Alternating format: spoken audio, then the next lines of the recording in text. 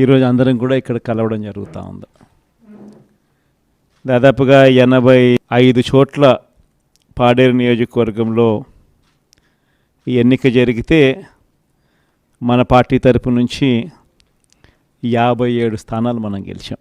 ఈరోజు మామూలుగా అయితే ఈ ఓవరాల్ ఎమ్మెల్సీ స్థానాలు కూడా ఏదైతే జరుగుతూ ఉందో, పోటీ జరుగుతూ ఉందో, ఇందులో మామూలుగా అయితే ఎవరు తెలుగుదేశం పార్టీ పోటీ పెట్టకూడదు. నైతిక విలువలు ఉన్న ఏ పార్టీ అయినా పోటీ పెట్టకూడదు. ఎందుకంటే 600 చిల్లర స్థానాలు మనం గెలిచినాం. వాళ్ళు గెలిచింది కేవలం 200 చిల్లర స్థానాలు వాళ్ళు గెలిచినారు. మనకు వాళ్ళకు మధ్య తేడా దాదాపుగా 387 స్థానాలు వాళ్ళకు మనకు తేడా ఉంది.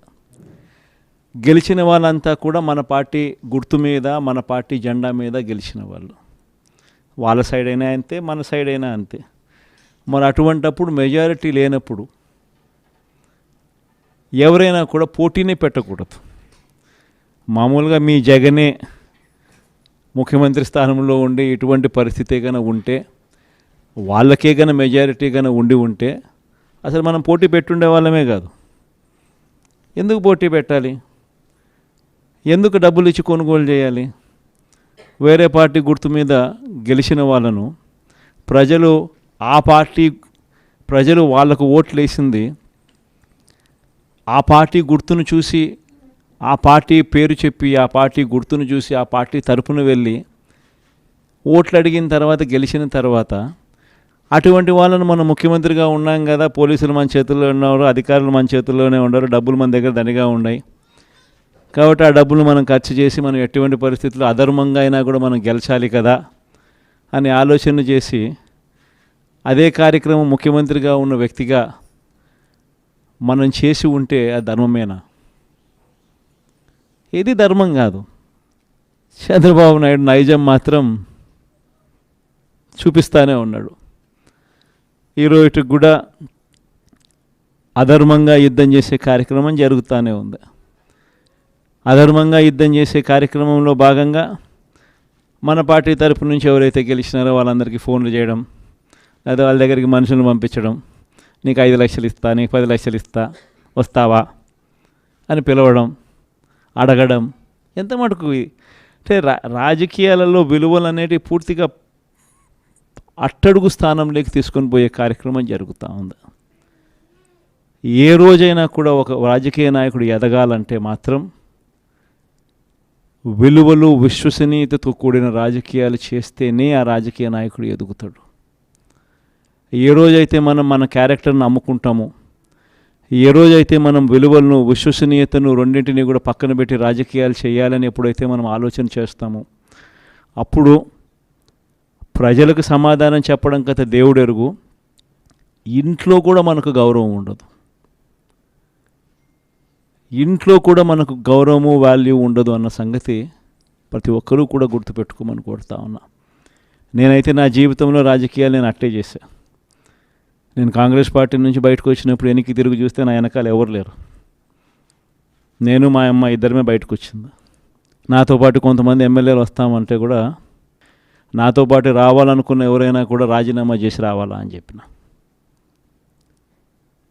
ఈరోజు అక్కడి నుంచి మొదలు పెడితే కేవలం ఇద్దరం పార్టీ నుంచి బయటకు వచ్చి మొదలు పెడితే ఈరోజు దేవుని దయతో ప్రతి అడుగులోనూ కూడా విలువలతో కూడిన రాజకీయాలే చేశాము, విశ్వసనీయతతో కూడిన రాజకీయాలే చేశామని గర్వంగా తలెత్తుకొని కూడా చెప్పగలుగుతాం. ఎందుకు మొన్న ఎలక్షన్లే 2014 ఎలక్షన్ మీ అందరికీ గుర్తుండే ఉంటుంది. మనం ఓడిపోయాం ఆ ఎలక్షన్. ఓడిపోయేటప్పుడు కూడా నా దగ్గరికి చాలామంది వచ్చినారు. మన వాళ్ళే నా దగ్గరికి కూడా వచ్చినారు. మన మంచి కోసమే చెప్పారు, నా మంచి కోసమే చెప్పారు. అన్న చంద్రబాబు నాయుడు ఇష్టం వచ్చినట్టు అబద్ధాలు ఆడుతూ ఉన్నాడు, రైతులకు రుణమాఫీ అంటూ ఉన్నాడు, మహిళలకు రుణమాఫీ అంటూ ఉన్నాడు, ఇంటింటికి ఉద్యోగం అంటున్నాడు, ఉద్యోగం ఇకపోతే 2000 అంటున్నాడు, ప్రతి ఒక్కరికి 3 సెంట్ల స్థలం అంటూ ఉన్నాడు. ఈయన చంద్రబాబు నాయుడు అంటూ ఉన్నాడన్నా, మనం కూడా అనకపోతే ఎట్టా, మనం కూడా రైతులకు రుణమాఫీ చేయకపోతే చేస్తామని చెప్పకపోతే ఎట్టా, ఫస్ట్ చెప్పేసేయండి నా, మళ్ళీ సంగతి మళ్ళీ చూస్తాము అని నాతో కూడా చెప్పినారు. కానీ చెయ్యలేనిది, జరగనిది చెప్పడానికి మీ జగన్ ఇష్టపడలా. చెప్పలా. అబద్ధం చెప్పనందుకు ఆ ఎన్నికల్లో మనం ఓడిపోయినాం. ఆ ఎన్నికల్లో మనం ఓడిపోయి ప్రతిపక్షంలో కూర్చున్నాం. దాని తర్వాత చంద్రబాబు నాయుడు పరిపాలన చేశాడు. అడ్డగోలుగా ఆయన చెప్పినవన్నీ అబద్ధాలు అని చెప్పి ప్రజలందరూ కూడా నమ్మేట్టుగా, ప్రజలందరికీ కనిపించేట్టుగా చంద్రబాబు నాయుడు అనే వ్యక్తి ప్రజలను మోసం చేశాడు అన్నది తెలిసేట్టుగా ఆ తర్వాత 2019 ఎన్నికలు వచ్చేసరికి ఏకంగా చంద్రబాబు నాయుడు అనే వ్యక్తికి డిపాజిట్లు కూడా దక్కని అందువానమైన పరిస్థితులకి పోయాడు. 2019లో మనం అధికారంలోకి వచ్చినాం. మన మేనిఫెస్టోలో చెప్పింది ఏది కూడా పలాని మాట చెప్పినామనంటే ఒక్క మాట కూడా తప్పకుండా మొట్టమొదటిసారిగా రాజకీయాలలో విలువలు అంటే ఏమిటి, విశ్వసనీయత అంటే ఏమిటి అనే పదానికి మనం అర్థం తీసుకొస్తూ అడుగులు వేశాం మొట్టమొదటిసారిగా. ఇంతకుముందంతా మేనిఫెస్టో అంటే చెత్తబుట్టలో వేసే డాక్యుమెంట్. మొట్టమొదటిసారిగా మేనిఫెస్టో అంటే చెత్తబుట్టలో వేసే డాక్యుమెంట్ కాదు. మేనిఫెస్టో అని అంటే ఒక బైబిలు, ఒక భగవద్గీత, ఒక ఖురాన్ అని చెప్పి మొట్టమొదటిగా నిర్వచనం మారుస్తూ చెప్పిన ప్రతి మాట కూడా నెరవేర్చాం. ఒక 10% జనాభాలు మాత్రం చంద్రబాబు నాయుడు మోసాన్ని నమ్మారు. చంద్రబాబు నాయుడు క్యాంపెయినింగ్ ఇంటింటికి పోయినప్పుడు వాళ్ళ ఎమ్మెల్యేలు చేసిన క్యాంపెయిన్ పిల్లలు కనపడితే నీకు 15,000, నీకు 15,000, నీకు 15,000, నీకు 15,000 సంతోషమా అని అడిగే క్యాంపెయిన్. వాళ్ళ అమ్మ కనపడితే నీకు 18,000 సంతోషమా అని అడిగే క్యాంపెయిన్. వాళ్ళ ఇంట్లో ఇంకొకరు ఆడవాళ్ళు కనపడితే నీకు మళ్ళీ 18,000 సంతోషమా అని అడిగే క్యాంపెయిన్. వాళ్ళ ఇంట్లో ముసలోళ్ళు ఎవరైనా బయటకు వస్తే నీకు నెలకు 4,000 పెన్షన్ సంతోషమా అని అడిగే క్యాంపెయిన్. ఈ క్యాంపెయిన్తో, ఈ మోసంతో, ఈ ఆశతో ఓ 10% జనాదులు మన దగ్గర నుంచి దూరం అయ్యారు. కానీ మళ్ళీ ఏమైంది? మళ్ళీ చంద్రబాబు నాయుడు పాలన వచ్చింది. మళ్ళీ ఇదే చూస్తూ ఉన్నాం. ఈరోజు 22 నెలలు అయిపోయింది. స్కూళ్ళు తెరిచినాయి, పిల్లలు బళ్ళకు పోతూ ఉన్నారు. కనీసం జగనే ఉంటే కనీసం అమ్మఒడి కింద 15,000 ఈ పాటికి జగన్ ఉంటే వేసి ఉండేవాడు. ఆ 15,000 బాయా, ఈయన నీకు 15,000, నీకు 15,000, నీకు 15,000 అని ఇస్తానని చెప్పిన అది బాయా. వ్యవసాయ పనులు ముమ్మరంగా సాగుతూ ఉన్నాయి. జగనే ఉంటే రైతు భరోసా కింద 13,500 చేతిలో పడేది. జగనే ఉంటే చంద్రబాబు వచ్చాడు, 20,000 ఇస్తానన్నాడు. ఆ 13,500 బాయా, ఆ 20,000 బాయా. ఈరోజు రాష్ట్రంలో ఉన్న పరిస్థితి జగనే ఉంటే పెద్ద చదువులు చదువుతూ ఉన్న పిల్లలందరికీ పూర్తి ఫీజు రీయింబర్స్మెంట్ కింద ప్రతి త్రైమాసికం అయిపోతూనే ప్రతి 3 నెలలకు ఒకసారి, ఆ 3 నెలలు అయిపోయిన వెంటనే ఫీజులు జమ అయ్యేటి. ఇప్పుడు జనవరి, ఫిబ్రవరి, మార్చి త్రైమాసికానికి సంబంధించి ఫీజులు ఎగిరిపోయినాయి. మామూలుగా జగనే ఉండుంటే మేలో పడి ఉండేటివి. అది బాయా. ఆ పిల్లలు రేపు పొద్దున ఇంజనీరింగ్ చదువుతున్న పిల్లలు, డిగ్రీ చదువుతూ ఉన్న పిల్లలు, వీళ్ళందరికీ ఫీజులు కట్టడానికి ఫీజులు కూడా చెల్లించలేని పరిస్థితిలో ఆ పిల్లలు బళ్ళకు పోతూ ఉన్నారు, కాలేజీలకు పోతూ ఉన్నారు. కాలేజీలు ఆ పిల్లలందరినీ కూడా నువ్వు ఫీజులు కట్టకపోతే కాలేజీలో టీసీ తీసుకుని వెళ్ళిపోమని చెప్తా ఉన్నారు. వసతి దీవెన ఎగిరిపాయి. ఏప్రిల్లో జగనే ఉండుంటే వసతి దీవెన కింద ప్రతి తల్లికి సహాయం అందేది ఆ పిల్లాడు చదువుల కోసం. అది ఎగిరిపాయి. పొదుపు సంఘాలకు, చెల్లెమ్మలకు అందరికీ ఏప్రిల్లో 0 వడ్డీ డబ్బులు పడేటివి. అది ఎగిరిపోయి. నేను చెప్పేది ఒకటే చెప్తా ఉన్నాను. ఏదైనా కూడా మోసం, అబద్ధాలు, అధర్మంతో చేసే ఏ పాలనైనా కూడా ఎక్కువ రోజులు ఉండదు. మనం చేసింది ఏదైనా కూడా ఈరోజు తలెత్తుకొని పోగలుగుతాం. తలెత్తుకొని గర్వంగా ప్రతి ఇంటికి పోగలుగుతాం. ఏదైనా కానీ మాట చెప్పింది జగన్ కాలంలో, వైఎస్ఆర్ కాంగ్రెస్ ప్రభుత్వంలో చేసినాము అని చెప్పి గర్వంగా తలెత్తుకొని పోగలుగుతాం. అది మనకున్న సర్టిఫికెట్. కానీ ఇదే చంద్రబాబు నాయుడు మనుషులు, చంద్రబాబు నాయుడుకి సంబంధించిన లీడర్లు, చంద్రబాబు నాయుడుకి సంబంధించిన ఎంపీటీసీలు, చంద్రబాబు నాయుడుకి సంబంధించిన జెడ్పీటీసీలు ప్రజల్లోకి పోగలుగుతారా?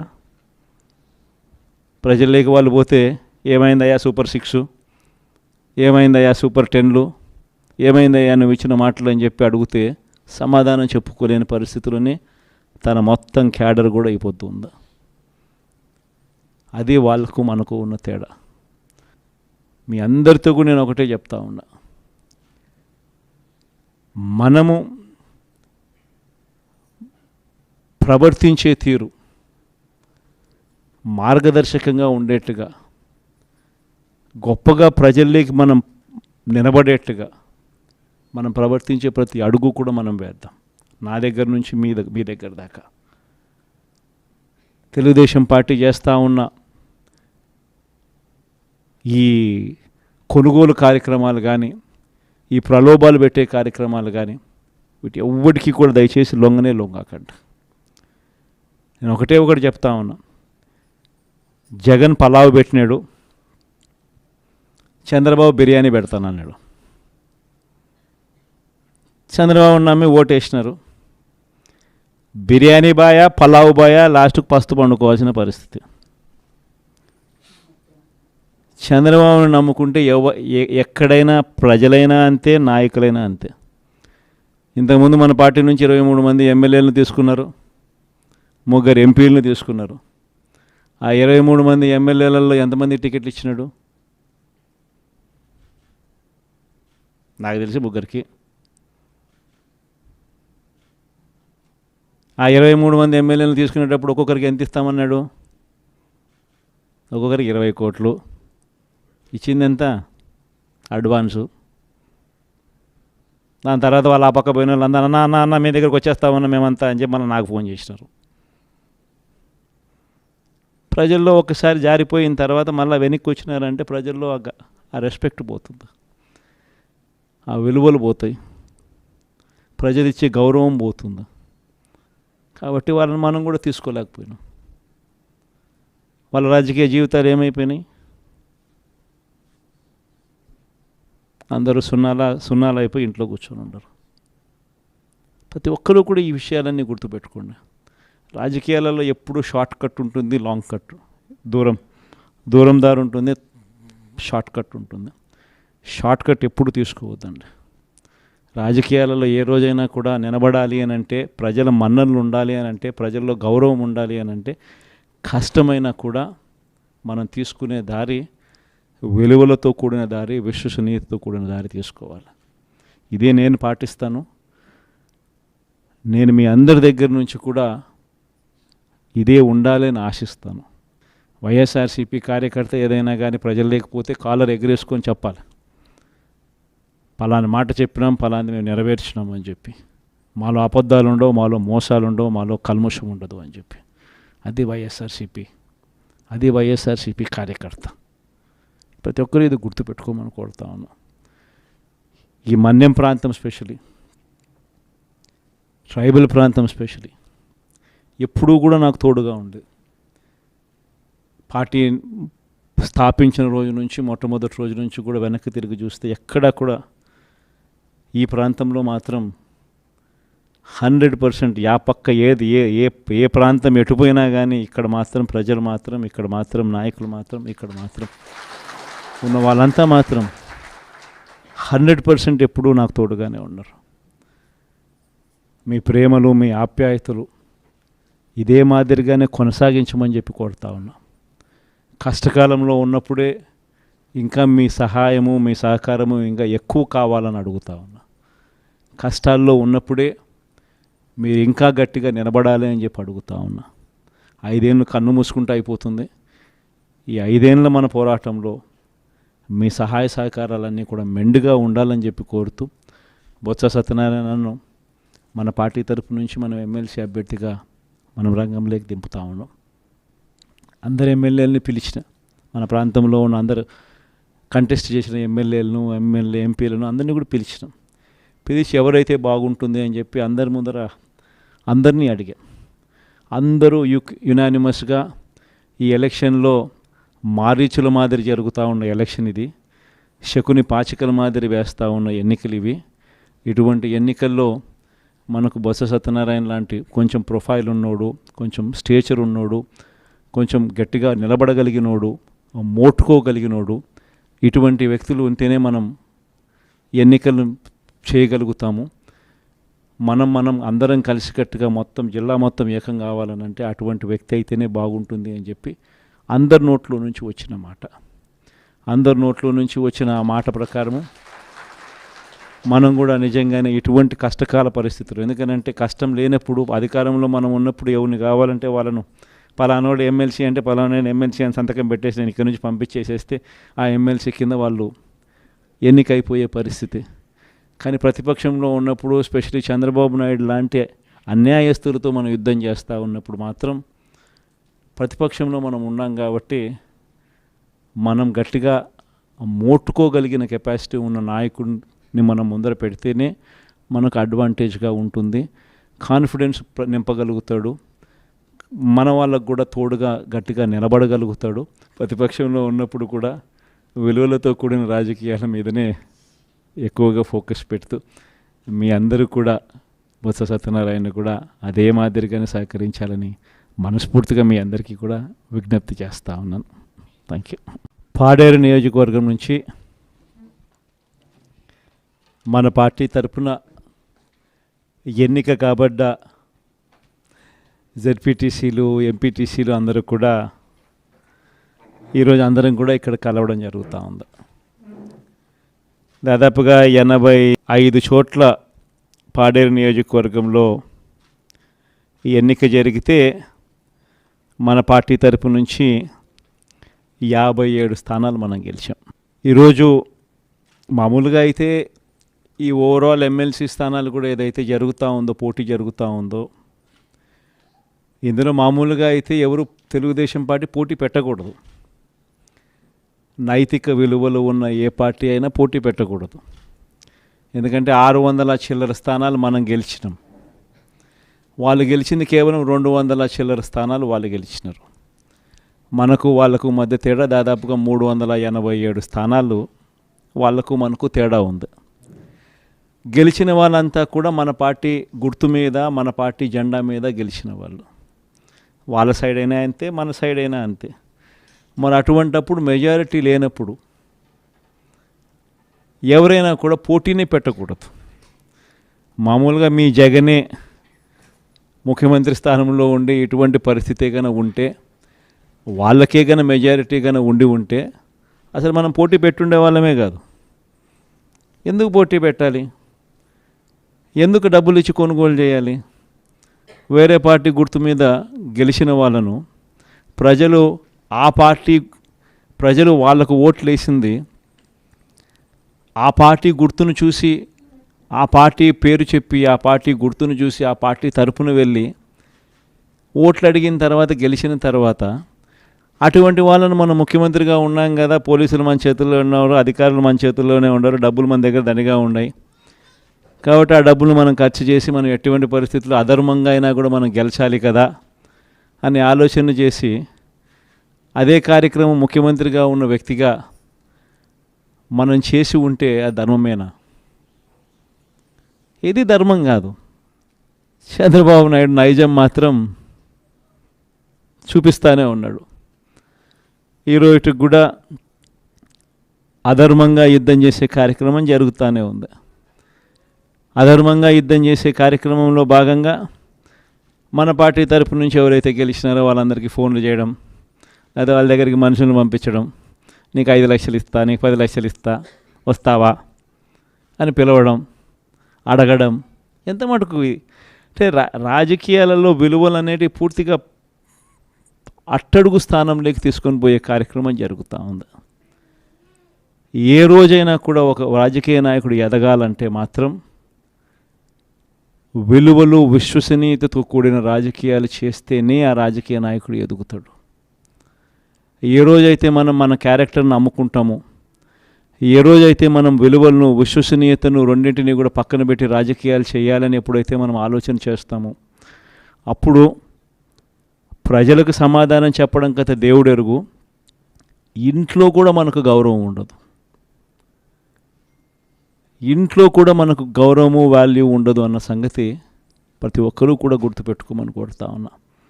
నేనైతే నా జీవితంలో రాజకీయాలు నేను అట్టే చేశాను. నేను కాంగ్రెస్ పార్టీ నుంచి బయటకు వచ్చినప్పుడు వెనక్కి తిరిగి చూస్తే నా వెనకాల ఎవరు లేరు. నేను మా అమ్మ ఇద్దరమే బయటకు వచ్చింది. నాతో పాటు కొంతమంది ఎమ్మెల్యేలు వస్తామంటే కూడా నాతో పాటు రావాలనుకున్న ఎవరైనా కూడా రాజీనామా చేసి రావాలా అని చెప్పిన.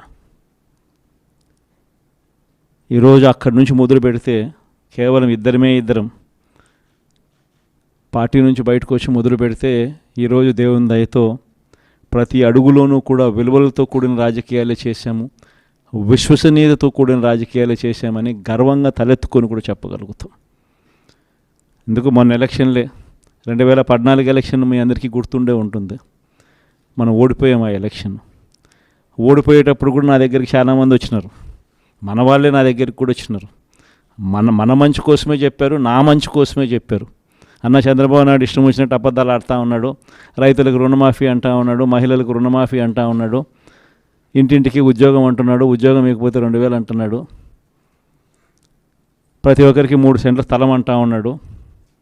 ఈయన చంద్రబాబు నాయుడు అంటూ ఉన్నాడన్నా, మనం కూడా అనకపోతే ఎట్టా, మనం కూడా రైతులకు రుణమాఫీ చేయకపోతే చేస్తామని చెప్పకపోతే ఎట్టా, ఫస్ట్ చెప్పేసేయండి నా, మళ్ళీ సంగతి మళ్ళీ చూస్తాము అని నాతో కూడా చెప్పినారు. కానీ చెయ్యలేనిది, జరగనిది చెప్పడానికి మీ జగన్ ఇష్టపడలా, అబద్ధం చెప్పనందుకు ఆ ఎన్నికల్లో మనం ఓడిపోయినాం. ఆ ఎన్నికల్లో మనం ఓడిపోయి ప్రతిపక్షంలో కూర్చున్నాం. దాని తర్వాత చంద్రబాబు నాయుడు పరిపాలన చేశాడు. అడ్డగోలుగా ఆయన చెప్పినవన్నీ అబద్ధాలు అని చెప్పి ప్రజలందరూ కూడా నమ్మేట్టుగా, ప్రజలందరికీ కనిపించేట్టుగా చంద్రబాబు నాయుడు అనే వ్యక్తి ప్రజలను మోసం చేశాడు అన్నది తెలిసేట్టుగా ఆ తర్వాత 2019 ఎన్నికలు వచ్చేసరికి ఏకంగా చంద్రబాబు నాయుడు అనే వ్యక్తికి డిపాజిట్లు కూడా దక్కని అందువానమైన పరిస్థితులకి పోయాడు. 2019లో మళ్ళీ మనం అధికారంలోకి వచ్చినాం. మన మేనిఫెస్టోలో చెప్పింది ఏది కూడా పలాని మాట చెప్పినామనంటే ఒక్క మాట కూడా తప్పకుండా మొట్టమొదటిసారిగా రాజకీయాలలో విలువలు అంటే ఏమిటి, విశ్వసనీయత అంటే ఏమిటి అనే పదానికి మనం అర్థం తీసుకొస్తూ అడుగులు వేశాం మొట్టమొదటిసారిగా. ఇంతకుముందంతా మేనిఫెస్టో అంటే చెత్తబుట్టలో వేసే డాక్యుమెంట్. మొట్టమొదటిసారిగా మేనిఫెస్టో అంటే చెత్తబుట్టలో వేసే డాక్యుమెంట్ కాదు. మేనిఫెస్టో అని అంటే ఒక బైబిలు, ఒక భగవద్గీత, ఒక ఖురాన్ అని చెప్పి మొట్టమొదటిగా నిర్వచనం మారుస్తూ చెప్పిన ప్రతి మాట కూడా నెరవేర్చాం. ఒక 10% జనాభాలు మాత్రం చంద్రబాబు నాయుడు మోసాన్ని నమ్మారు. చంద్రబాబు నాయుడు క్యాంపెయినింగ్ ఇంటింటికి పోయినప్పుడు వాళ్ళ ఎమ్మెల్యేలు చేసిన క్యాంపెయిన్ పిల్లలు కనపడితే నీకు 15,000, నీకు 15,000, నీకు 15,000, నీకు 15,000 సంతోషమా అని అడిగే క్యాంపెయిన్. వాళ్ళ అమ్మ కనపడితే నీకు 18,000 సంతోషమా అని అడిగే క్యాంపెయిన్. వాళ్ళ ఇంట్లో ఇంకొక ఆడవాళ్ళు కనపడితే నీకు మళ్ళీ 18,000 సంతోషమా అని అడిగే క్యాంపెయిన్. వాళ్ళ ఇంట్లో ముసలోళ్ళు ఎవరైనా బయటకు వస్తే నీకు నెలకు 4,000 పెన్షన్ సంతోషమా అని అడిగే క్యాంపెయిన్. ఈ క్యాంపెయిన్తో, ఈ మోసంతో, ఈ ఆశతో ఓ 10% జనాదులు మన దగ్గర నుంచి దూరం అయ్యారు. కానీ మళ్ళీ ఏమైంది, మళ్ళీ చంద్రబాబు నాయుడు పాలన వచ్చింది. మళ్ళీ ఇదే చూస్తూ ఉన్నాం. ఈరోజు 22 నెలలు అయిపోయింది. స్కూళ్ళు తెరిచినాయి, పిల్లలు బళ్ళకు పోతూ ఉన్నారు. కనీసం జగనే ఉంటే కనీసం అమ్మఒడి కింద 15,000 ఈ పాటికి జగన్ ఉంటే వేసి ఉండేవాడు. ఆ 15,000 బాయా, ఈయన నీకు 15,000, నీకు 15,000, నీకు 15,000 అని ఇస్తానని చెప్పిన అది బాయా. వ్యవసాయ పనులు ముమ్మరంగా సాగుతూ ఉన్నాయి. జగనే ఉంటే రైతు భరోసా కింద 13,500 చేతిలో పడేది. జగనే ఉంటే చంద్రబాబు వచ్చాడు, 20,000 ఇస్తానన్నాడు. ఆ 13,500 బాయా, ఆ 20,000 బాయా. ఈరోజు రాష్ట్రంలో ఉన్న పరిస్థితి జగనే ఉంటే పెద్ద చదువులు చదువుతూ ఉన్న పిల్లలందరికీ పూర్తి ఫీజు రీయింబర్స్మెంట్ కింద ప్రతి త్రైమాసికం అయిపోతూనే ప్రతి 3 నెలలకు ఒకసారి, ఆ 3 నెలలు అయిపోయిన వెంటనే ఫీజులు జమ అయ్యేటి. ఇప్పుడు జనవరి, ఫిబ్రవరి, మార్చి త్రైమాసికానికి సంబంధించి ఫీజులు ఎగిరిపోయినాయి. మామూలుగా జగనే ఉండుంటే మేలో పడి ఉండేటివి. అది బాయా. ఆ పిల్లలు రేపు పొద్దున ఇంజనీరింగ్ చదువుతున్న పిల్లలు, డిగ్రీ చదువుతూ ఉన్న పిల్లలు, వీళ్ళందరికీ ఫీజులు కట్టడానికి ఫీజులు కూడా చెల్లించలేని పరిస్థితిలో ఆ పిల్లలు బళ్ళకు పోతూ ఉన్నారు, కాలేజీలకు పోతూ ఉన్నారు. కాలేజీలు ఆ పిల్లలందరినీ కూడా నువ్వు ఫీజులు కట్టకపోతే కాలేజీలో టీసీ తీసుకుని వెళ్ళిపోమని చెప్తా ఉన్నారు. వసతి దీవెన ఎగిరిపాయి. ఏప్రిల్లో జగనే ఉండుంటే వసతి దీవెన కింద ప్రతి తల్లికి సహాయం అందేది ఆ పిల్లాడు చదువుల కోసం. అది ఎగిరిపాయి. పొదుపు సంఘాలకు చెల్లెమ్మలకు అందరికీ ఏప్రిల్లో 0 వడ్డీ డబ్బులు పడేటివి, అది ఎగిరిపోయి. నేను చెప్పేది ఒకటే చెప్తా ఉన్నాను, ఏదైనా కూడా మోసం, అబద్ధాలు, అధర్మంతో చేసే ఏ పాలనైనా కూడా ఎక్కువ రోజులు ఉండదు. మనం చేసింది ఏదైనా కూడా ఈరోజు తలెత్తుకొని పోగలుగుతాం, తలెత్తుకొని గర్వంగా ప్రతి ఇంటికి పోగలుగుతాం. ఏదైనా కానీ మాట చెప్పాం, మాట చెప్పింది జగన్ కాలంలో వైఎస్ఆర్ కాంగ్రెస్ ప్రభుత్వంలో చేసినాము అని చెప్పి గర్వంగా తలెత్తుకొని పోగలుగుతాం. అది మనకున్న సర్టిఫికెట్. కానీ ఇదే చంద్రబాబు నాయుడు మనుషులు, చంద్రబాబు నాయుడుకి సంబంధించిన లీడర్లు, చంద్రబాబు నాయుడుకి సంబంధించిన ఎంపీటీసీలు, చంద్రబాబు నాయుడుకి సంబంధించిన జెడ్పీటీసీలు ప్రజల్లోకి పోగలుగుతారా? ప్రజల్లోకి వాళ్ళు పోతే ఏమైందయ్యా సూపర్ 6, ఏమైందయ్యా సూపర్ 10లు, ఏమైందయ్యా నువ్వు ఇచ్చిన మాటలు అని చెప్పి అడిగితే సమాధానం చెప్పుకోలేని పరిస్థితుల్లోనే తన మొత్తం క్యాడర్ కూడా అయిపోతుంది. అది వాళ్ళకు మనకు ఉన్న తేడా. మీ అందరితో కూడా నేను ఒకటే చెప్తా ఉన్నా, మనము ప్రవర్తించే తీరు మార్గదర్శకంగా ఉండేట్టుగా, గొప్పగా ప్రజల్లోకి మనం నిలబడేట్టుగా మనం ప్రవర్తించే ప్రతి అడుగు కూడా మనం వేద్దాం. నా దగ్గర నుంచి మీ దగ్గర దాకా. తెలుగుదేశం పార్టీ చేస్తూ ఉన్న ఈ కొనుగోలు కార్యక్రమాలు కానీ, ఈ ప్రలోభాలు పెట్టే కార్యక్రమాలు కానీ, వీటి ఎవ్వడికి కూడా దయచేసి లొంగకండి. నేను ఒకటి చెప్తా ఉన్నా, జగన్ పలావ్ పెట్టినాడు, చంద్రబాబు బిర్యానీ పెడతానన్నాడు. చంద్రబాబు నమ్మి ఓటేసినారు. బిర్యానీ బాయా, పలావ్ బాయా, లాస్ట్కు పస్తు పండుకోవాల్సిన పరిస్థితి. చంద్రబాబుని నమ్ముకుంటే ఎక్కడైనా ప్రజలైనా అంతే, నాయకులైనా అంతే. ఇంతకుముందు మన పార్టీ నుంచి 23 మంది ఎమ్మెల్యేలను తీసుకున్నారు, 3 ఎంపీలను తీసుకున్నారు. ఆ 23 మంది ఎమ్మెల్యేలలో ఎంతమంది టికెట్లు ఇచ్చినాడు? నాకు తెలిసి 3కి.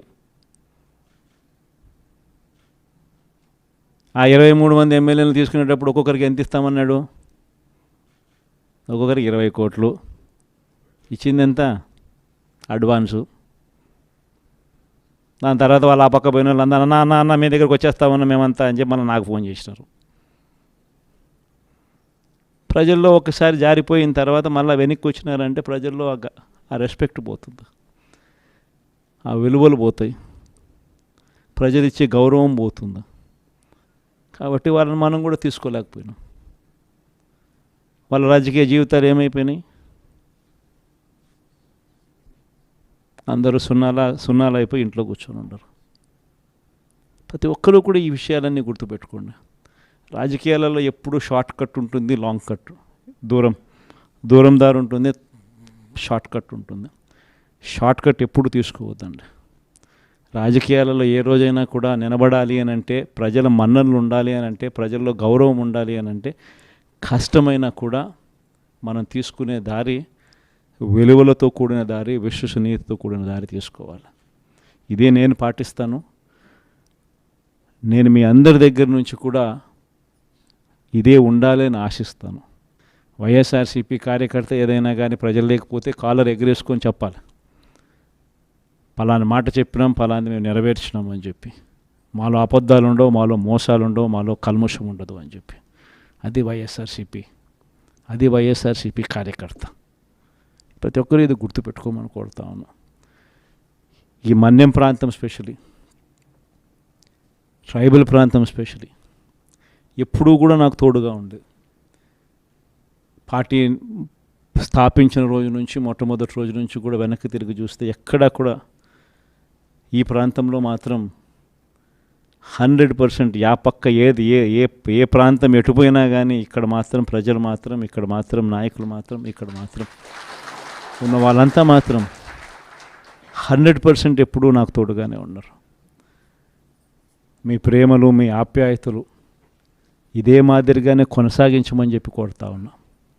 కష్టకాలంలో ఉన్నప్పుడే ఇంకా మీ సహాయము, మీ సహకారము ఇంకా ఎక్కువ కావాలని అడుగుతా ఉన్నా. కష్టాల్లో ఉన్నప్పుడే మీరు ఇంకా గట్టిగా నిలబడాలి అని చెప్పి అడుగుతా ఉన్నా. 5 ఏళ్ళు కన్ను మూసుకుంటూ అయిపోతుంది. ఈ 5 ఏళ్ళ మన పోరాటంలో మీ సహాయ సహకారాలన్నీ కూడా మెండుగా ఉండాలని చెప్పి కోరుతూ బొత్స సత్యనారాయణను మన పార్టీ తరపు నుంచి మనం ఎమ్మెల్సీ అభ్యర్థిగా మనం రంగంలోకి దింపుతా ఉన్నాం. అందరు ఎమ్మెల్యేలని పిలిచిన, మన ప్రాంతంలో ఉన్న అందరు కంటెస్ట్ చేసిన ఎమ్మెల్యేలను ఎంపీలను అందరినీ కూడా పిలిచి ఎవరైతే బాగుంటుంది అని చెప్పి అందరి ముందర అందరినీ అడిగాం. అందరూ యునానిమస్గా ఈ ఎలక్షన్లో మారీచుల మాదిరి జరుగుతూ ఉన్న ఎలక్షన్ ఇది, శకుని పాచికల మాదిరి వేస్తూ ఉన్న ఎన్నికలు ఇవి. ఇటువంటి ఎన్నికల్లో మనకు బొత్స సత్యనారాయణ లాంటి కొంచెం ప్రొఫైల్ ఉన్నోడు, కొంచెం స్టేచర్ ఉన్నోడు, కొంచెం గట్టిగా నిలబడగలిగినోడు, మోటుకోగలిగినోడు, ఇటువంటి వ్యక్తులు ఉంటేనే మనం ఎన్నికలను చేయగలుగుతాము. మనం అందరం కలిసికట్టుగా మొత్తం జిల్లా మొత్తం ఏకం కావాలనంటే అటువంటి వ్యక్తి అయితేనే బాగుంటుంది అని చెప్పి అందరి నోట్లో నుంచి వచ్చిన ఆ మాట ప్రకారము మనం కూడా నిజంగానే ఇటువంటి కష్టకాల పరిస్థితులు, ఎందుకనంటే కష్టం లేనప్పుడు అధికారంలో మనం ఉన్నప్పుడు ఎవరిని కావాలంటే వాళ్ళను పలానోడు ఎమ్మెల్సీ అంటే పలానా ఎమ్మెల్సీ అని సంతకం పెట్టేసి నేను ఇక్కడి నుంచి పంపించేసేస్తే ఆ ఎమ్మెల్సీ కింద వాళ్ళు ఎన్నికైపోయే పరిస్థితి. కానీ ప్రతిపక్షంలో ఉన్నప్పుడు స్పెషల్లీ చంద్రబాబు నాయుడు లాంటి అన్యాయస్తులతో మనం యుద్ధం చేస్తూ ఉన్నప్పుడు మాత్రం ప్రతిపక్షంలో మనం ఉన్నాం కాబట్టి మనం గట్టిగా మోట్టుకోగలిగిన కెపాసిటీ ఉన్న నాయకుడిని మనం ముందర పెడితేనే మనకు అడ్వాంటేజ్గా ఉంటుంది. కాన్ఫిడెన్స్ నింపగలుగుతాడు, మన వాళ్ళకు కూడా తోడుగా గట్టిగా నిలబడగలుగుతాడు.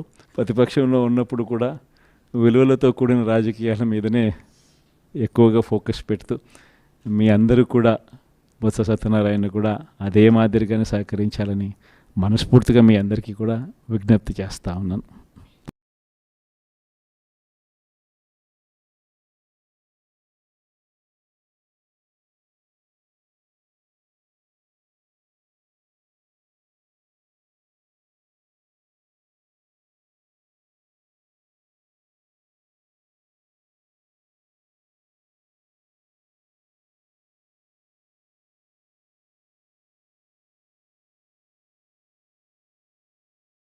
పాడేరు నియోజకవర్గం నుంచి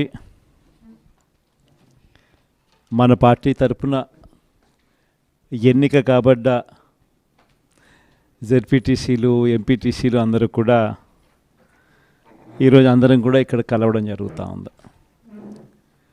దాదాపుగా 85 చోట్ల పాడేరు నియోజకవర్గంలో ఈ ఎన్నిక జరిగితే మన పార్టీ తరపు నుంచి 57 స్థానాలు మనం గెలిచాం. ఈరోజు మామూలుగా అయితే ఈ ఓవరాల్ ఎమ్మెల్సీ స్థానాలు కూడా ఏదైతే జరుగుతూ ఉందో, పోటీ జరుగుతూ ఉందో, ఇందులో మామూలుగా అయితే ఎవరు తెలుగుదేశం పార్టీ పోటీ పెట్టకూడదు. నైతిక విలువలు ఉన్న ఏ పార్టీ అయినా పోటీ పెట్టకూడదు. ఎందుకంటే 600 చిల్లర స్థానాలు మనం గెలిచినాం, వాళ్ళు గెలిచింది కేవలం 200 చిల్లర స్థానాలు వాళ్ళు గెలిచినారు. మనకు వాళ్ళకు మధ్య తేడా దాదాపుగా 387 స్థానాలు వాళ్ళకు మనకు తేడా ఉంది. గెలిచిన వాళ్ళంతా కూడా మన పార్టీ గుర్తు మీద, మన పార్టీ జెండా మీద గెలిచిన వాళ్ళు. వాళ్ళ సైడ్ అయినా అంతే, మన సైడ్ అయినా అంతే. మరి అటువంటప్పుడు మెజారిటీ లేనప్పుడు ఎవరైనా కూడా పోటీని పెట్టకూడదు. మామూలుగా మీ జగనే ముఖ్యమంత్రి స్థానంలో ఉండి ఇటువంటి పరిస్థితి కనుక ఉంటే, వాళ్ళకే కనుక మెజారిటీ కనుక ఉంటే అసలు మనం పోటీ పెట్టుండే వాళ్ళమే కాదు. ఎందుకు పోటీ పెట్టాలి? ఎందుకు డబ్బులు ఇచ్చి కొనుగోలు చేయాలి? వేరే పార్టీ గుర్తు మీద గెలిచిన వాళ్ళను ప్రజలు వాళ్ళకు ఓట్లు వేసింది ఆ పార్టీ గుర్తును చూసి, ఆ పార్టీ పేరు చెప్పి, ఆ పార్టీ గుర్తును చూసి, ఆ పార్టీ తరపున వెళ్ళి ఓట్లు అడిగిన తర్వాత, గెలిచిన తర్వాత అటువంటి వాళ్ళను మనం ముఖ్యమంత్రిగా ఉన్నాం కదా, పోలీసులు మన చేతుల్లో ఉన్నారు, అధికారులు మన చేతుల్లోనే ఉన్నారు, డబ్బులు మన దగ్గర దండిగా ఉన్నాయి కాబట్టి ఆ డబ్బులు మనం ఖర్చు చేసి మనం ఎటువంటి పరిస్థితుల్లో అధర్మంగా అయినా కూడా మనం గెలిచాలి కదా అని ఆలోచన చేసి అదే కార్యక్రమం ముఖ్యమంత్రిగా ఉన్న వ్యక్తిగా మనం చేసి ఉంటే అది ధర్మమేనా? ఇది ధర్మం కాదు. చంద్రబాబు నాయుడు నైజం మాత్రం చూపిస్తానే ఉన్నాడు. ఈరోజుకి కూడా అధర్మంగా యుద్ధం చేసే కార్యక్రమం జరుగుతూనే ఉంది. అధర్మంగా యుద్ధం చేసే కార్యక్రమంలో భాగంగా మన పార్టీ తరపు నుంచి ఎవరైతే గెలిచినారో వాళ్ళందరికీ ఫోన్లు చేయడం, లేదా వాళ్ళ దగ్గరికి మనుషులను పంపించడం, నీకు 5 లక్షలు ఇస్తా, నీకు 10 లక్షలు ఇస్తా, వస్తావా అని పిలవడం, అడగడం. ఎంత మటుకు అంటే రాజకీయాలలో విలువలు అనేటివి పూర్తిగా అట్టడుగు స్థానంలోకి తీసుకొని పోయే కార్యక్రమం జరుగుతూ ఉంది. ఏ రోజైనా కూడా ఒక రాజకీయ నాయకుడు ఎదగాలంటే మాత్రం విలువలు, విశ్వసనీయతతో కూడిన రాజకీయాలు చేస్తేనే ఆ రాజకీయ నాయకుడు ఎదుగుతాడు. ఏ రోజైతే మనం మన క్యారెక్టర్ని అమ్ముకుంటామో, ఏ రోజైతే మనం విలువలను, విశ్వసనీయతను రెండింటినీ కూడా పక్కన పెట్టి రాజకీయాలు చేయాలని ఎప్పుడైతే మనం ఆలోచన చేస్తామో, అప్పుడు ప్రజలకు సమాధానం చెప్పడం కథ దేవుడు ఎరుగు, ఇంట్లో కూడా మనకు గౌరవం ఉండదు. ఇంట్లో కూడా మనకు గౌరవము, వాల్యూ ఉండదు అన్న సంగతి ప్రతి ఒక్కరూ కూడా గుర్తుపెట్టుకోమని కోరుతా ఉన్నా. నేనైతే నా జీవితంలో రాజకీయాలు నేను అట్టే చేశా. నేను కాంగ్రెస్ పార్టీ నుంచి బయటకు వచ్చినప్పుడు వెనక్కి తిరిగి చూస్తే నా వెనకాల ఎవరు లేరు. నేను మా అమ్మ ఇద్దరమే బయటకు వచ్చింది. నాతో పాటు కొంతమంది ఎమ్మెల్యేలు వస్తామంటే కూడా నాతో పాటు రావాలనుకున్న ఎవరైనా కూడా రాజీనామా చేసి రావాలా అని చెప్పిన. ఈరోజు అక్కడి నుంచి మొదలు పెడితే కేవలం ఇద్దరం పార్టీ నుంచి బయటకు వచ్చి మొదలు పెడితే ఈరోజు దేవుని దయతో ప్రతి అడుగులోనూ కూడా విలువలతో కూడిన రాజకీయాలే చేశాము, విశ్వసనీయతతో కూడిన రాజకీయాలే చేశామని గర్వంగా తలెత్తుకొని కూడా చెప్పగలుగుతాం. ఎందుకు మొన్న ఎలక్షన్లే 2014 ఎలక్షన్ మీ అందరికీ గుర్తుండే ఉంటుంది. మనం ఓడిపోయాం ఆ ఎలక్షన్. ఓడిపోయేటప్పుడు కూడా నా దగ్గరికి చాలామంది వచ్చినారు, మన వాళ్ళే నా దగ్గరికి కూడా వచ్చినారు. మన మంచి కోసమే చెప్పారు, నా మంచి కోసమే చెప్పారు. అన్న చంద్రబాబు నాయుడు ఇష్టం వచ్చినట్టు అబద్ధాలు ఆడుతూ ఉన్నాడు, రైతులకు రుణమాఫీ అంటూ ఉన్నాడు, మహిళలకు రుణమాఫీ అంటూ ఉన్నాడు, ఇంటింటికి ఉద్యోగం అంటున్నాడు, ఉద్యోగం ఇకపోతే 2000 అంటున్నాడు, ప్రతి ఒక్కరికి 3 సెంట్ల స్థలం అంటూ ఉన్నాడు. ఈయన చంద్రబాబు నాయుడు అంటూ ఉన్నాడన్నా, మనం కూడా అనకపోతే ఎట్టా, మనం కూడా రైతులకు రుణమాఫీ చేయకపోతే చేస్తామని చెప్పకపోతే ఎట్టా, ఫస్ట్ చెప్పేసేయండి నా, మళ్ళీ సంగతి మళ్ళీ చూస్తాము అని నాతో కూడా చెప్పినారు. కానీ చెయ్యలేనిది, జరగనిది చెప్పడానికి మీ జగన్ ఇష్టపడలా, అబద్ధం చెప్పలా. అబద్ధం చెప్పనందుకు ఆ ఎన్నికల్లో మనం ఓడిపోయినాం. ఆ ఎన్నికల్లో మనం ఓడిపోయి ప్రతిపక్షంలో కూర్చున్నాం. దాని తర్వాత చంద్రబాబు నాయుడు పరిపాలన చేశాడు. అడ్డగోలుగా ఆయన చెప్పినవన్నీ అబద్ధాలు అని చెప్పి ప్రజలందరూ కూడా నమ్మేట్టుగా, ప్రజలందరికీ కనిపించేట్టుగా చంద్రబాబు నాయుడు అనే వ్యక్తి ప్రజలను మోసం చేశాడు అన్నది తెలిసేట్టుగా ఆ తర్వాత 2019 ఎన్నికలు వచ్చేసరికి ఏకంగా చంద్రబాబు నాయుడు అనే వ్యక్తికి డిపాజిట్లు కూడా దక్కని అందువనమైన పరిస్థితులకి పోయాడు. 2019లో మనం అధికారంలోకి వచ్చినాం. మన మేనిఫెస్టోలో చెప్పింది ఏది కూడా పలాని మాట చెప్పినామనంటే ఒక్క మాట కూడా తప్పకుండా మొట్టమొదటిసారిగా రాజకీయాలలో విలువలంటే ఏమిటి, విశ్వసనీయత అంటే ఏమిటి అనే పదానికి మనం అర్థం తీసుకొస్తూ అడుగులు వేశాం మొట్టమొదటిసారిగా. ఇంతకుముందంతా మేనిఫెస్టో అంటే చెత్తబుట్టలో వేసే డాక్యుమెంట్. మొట్టమొదటిసారిగా మేనిఫెస్టో అంటే చెత్తబుట్టలో వేసే డాక్యుమెంట్ కాదు. మేనిఫెస్టో అని అంటే ఒక బైబిలు, ఒక భగవద్గీత, ఒక ఖురాన్ అని చెప్పి మొట్టమొదటిగా నిర్వచనం మారుస్తూ చెప్పిన ప్రతి మాట కూడా నెరవేర్చాం. ఒక 10% జనాభాలు మాత్రం చంద్రబాబు నాయుడు మోసాన్ని నమ్మారు. చంద్రబాబు నాయుడు క్యాంపెయినింగ్ ఇంటింటికి పోయినప్పుడు వాళ్ళ ఎమ్మెల్యేలు చేసిన క్యాంపెయిన్ పిల్లలు కనపడితే నీకు 15,000, నీకు 15,000, నీకు 15,000, నీకు 15,000 సంతోషమా అని అడిగే క్యాంపెయిన్. వాళ్ళ అమ్మ కనపడితే నీకు 18,000 సంతోషమా అని అడిగే క్యాంపెయిన్. వాళ్ళ ఇంట్లో ఇంకొక ఆడవాళ్ళు కనపడితే నీకు మళ్ళీ 18,000 సంతోషమా అని అడిగే క్యాంపెయిన్. వాళ్ళ ఇంట్లో ముసలోళ్ళు ఎవరైనా బయటకు వస్తే నీకు నెలకు 4,000 పెన్షన్ సంతోషమా అని అడిగే క్యాంపెయిన్. ఈ క్యాంపెయిన్తో, ఈ మోసంతో, ఈ ఆశతో ఓ 10% జనాదులు మన దగ్గర నుంచి దూరం అయ్యారు. కానీ మళ్ళీ ఏమైంది? మళ్ళీ చంద్రబాబు నాయుడు పాలన వచ్చింది. మళ్ళీ ఇదే చూస్తూ ఉన్నాం. ఈరోజు 22 నెలలు అయిపోయింది, స్కూళ్ళు తెరిచినాయి, పిల్లలు బళ్ళకు పోతూ ఉన్నారు. కనీసం జగనే ఉంటే కనీసం అమ్మఒడి కింద 15,000 ఈ పాటికి జగన్ ఉంటే వేసి ఉండేవాడు. ఆ 15,000 బాయా, ఈయన నీకు 15,000 నీకు 15,000 నీకు 15,000 అని ఇస్తానని చెప్పి అది బాయా. వ్యవసాయ పనులు ముమ్మరంగా సాగుతూ ఉన్నాయి. జగనే ఉంటే రైతు భరోసా కింద 13,500 చేతిలో పడేది. జగనే ఉంటే చంద్రబాబు వచ్చాడు 20,000 ఇస్తానన్నాడు, ఆ 13,500 బాయా, ఆ 20,000 బాయా. ఈరోజు రాష్ట్రంలో ఉన్న పరిస్థితి జగనే ఉంటే పెద్ద చదువులు చదువుతూ ఉన్న పిల్లలందరికీ పూర్తి ఫీజు రీయింబర్స్మెంట్ కింద ప్రతి త్రైమాసికం అయిపోతూనే ప్రతి 3 నెలలకు ఒకసారి ఆ 3 నెలలు అయిపోయిన వెంటనే ఫీజులు జమ అయ్యేటి. ఇప్పుడు జనవరి ఫిబ్రవరి మార్చి త్రైమాసికానికి సంబంధించి ఫీజులు ఎగిరిపోయినాయి. మామూలుగా జగనే ఉండుంటే మేలో పడి ఉండేటివి. అది బాయా. ఆ పిల్లలు రేపొద్దున ఇంజనీరింగ్ చదువుతున్న పిల్లలు, డిగ్రీ చదువుతూ ఉన్న పిల్లలు, వీళ్ళందరికీ ఫీజులు కట్టడానికి ఫీజులు కూడా చెల్లించలేని పరిస్థితిలో ఆ పిల్లలు బళ్ళకు పోతూ ఉన్నారు, కాలేజీలకు పోతూ ఉన్నారు. కాలేజీలు ఆ పిల్లలందరినీ కూడా నువ్వు ఫీజులు కట్టకపోతే కాలేజీలో టీసీ తీసుకుని వెళ్ళిపోమని చెప్తా ఉన్నారు. వసతి దీవెన ఎగిరిపాయి. ఏప్రిల్లో జగనే ఉండుంటే వసతి దీవెన కింద ప్రతి తల్లికి సహాయం అందేది ఆ పిల్లాడు చదువుల కోసం, అది ఎగిరిపాయి. పొదుపు సంఘాలకు చెల్లెమ్మలకు అందరికీ ఏప్రిల్లో 0 వడ్డీ డబ్బులు పడేటివి, అది ఎగిరిపోయాయి. నేను చెప్పేది ఒకటే చెప్తా ఉన్నాను, ఏదైనా కూడా మోసం, అబద్ధాలు, అధర్మంతో చేసే ఏ పాలనైనా కూడా ఎక్కువ రోజులు ఉండదు. మనం చేసింది ఏదైనా కూడా ఈరోజు తలెత్తుకొని పోగలుగుతాం, తలెత్తుకొని గర్వంగా ప్రతి ఇంటికి పోగలుగుతాం. ఏదైనా కానీ మాట చెప్పింది జగన్ కాలంలో వైఎస్ఆర్ కాంగ్రెస్ ప్రభుత్వంలో చేసినాము అని చెప్పి గర్వంగా తలెత్తుకొని పోగలుగుతాం. అది మనకున్న సర్టిఫికెట్. కానీ ఇదే చంద్రబాబు నాయుడు మనుషులు, చంద్రబాబు నాయుడుకి సంబంధించిన లీడర్లు, చంద్రబాబు నాయుడుకి సంబంధించిన ఎంపీటీసీలు, చంద్రబాబు నాయుడుకి సంబంధించిన జెడ్పీటీసీలు ప్రజల్లోకి పోగలుగుతారా? ప్రజల్లోకి వాళ్ళు పోతే ఏమైందయ్యా సూపర్ 6, ఏమైందయ్యా సూపర్ 10లు, ఏమైందయ్యా నువ్వు ఇచ్చిన మాటలు అని చెప్పి అడిగితే సమాధానం చెప్పుకోలేని పరిస్థితుల్లోనే తన మొత్తం క్యాడర్ కూడా అయిపోతుంది. అది వాళ్ళకు మనకు ఉన్న తేడా. మీ అందరితో కూడా నేను ఒకటే చెప్తా ఉన్నా,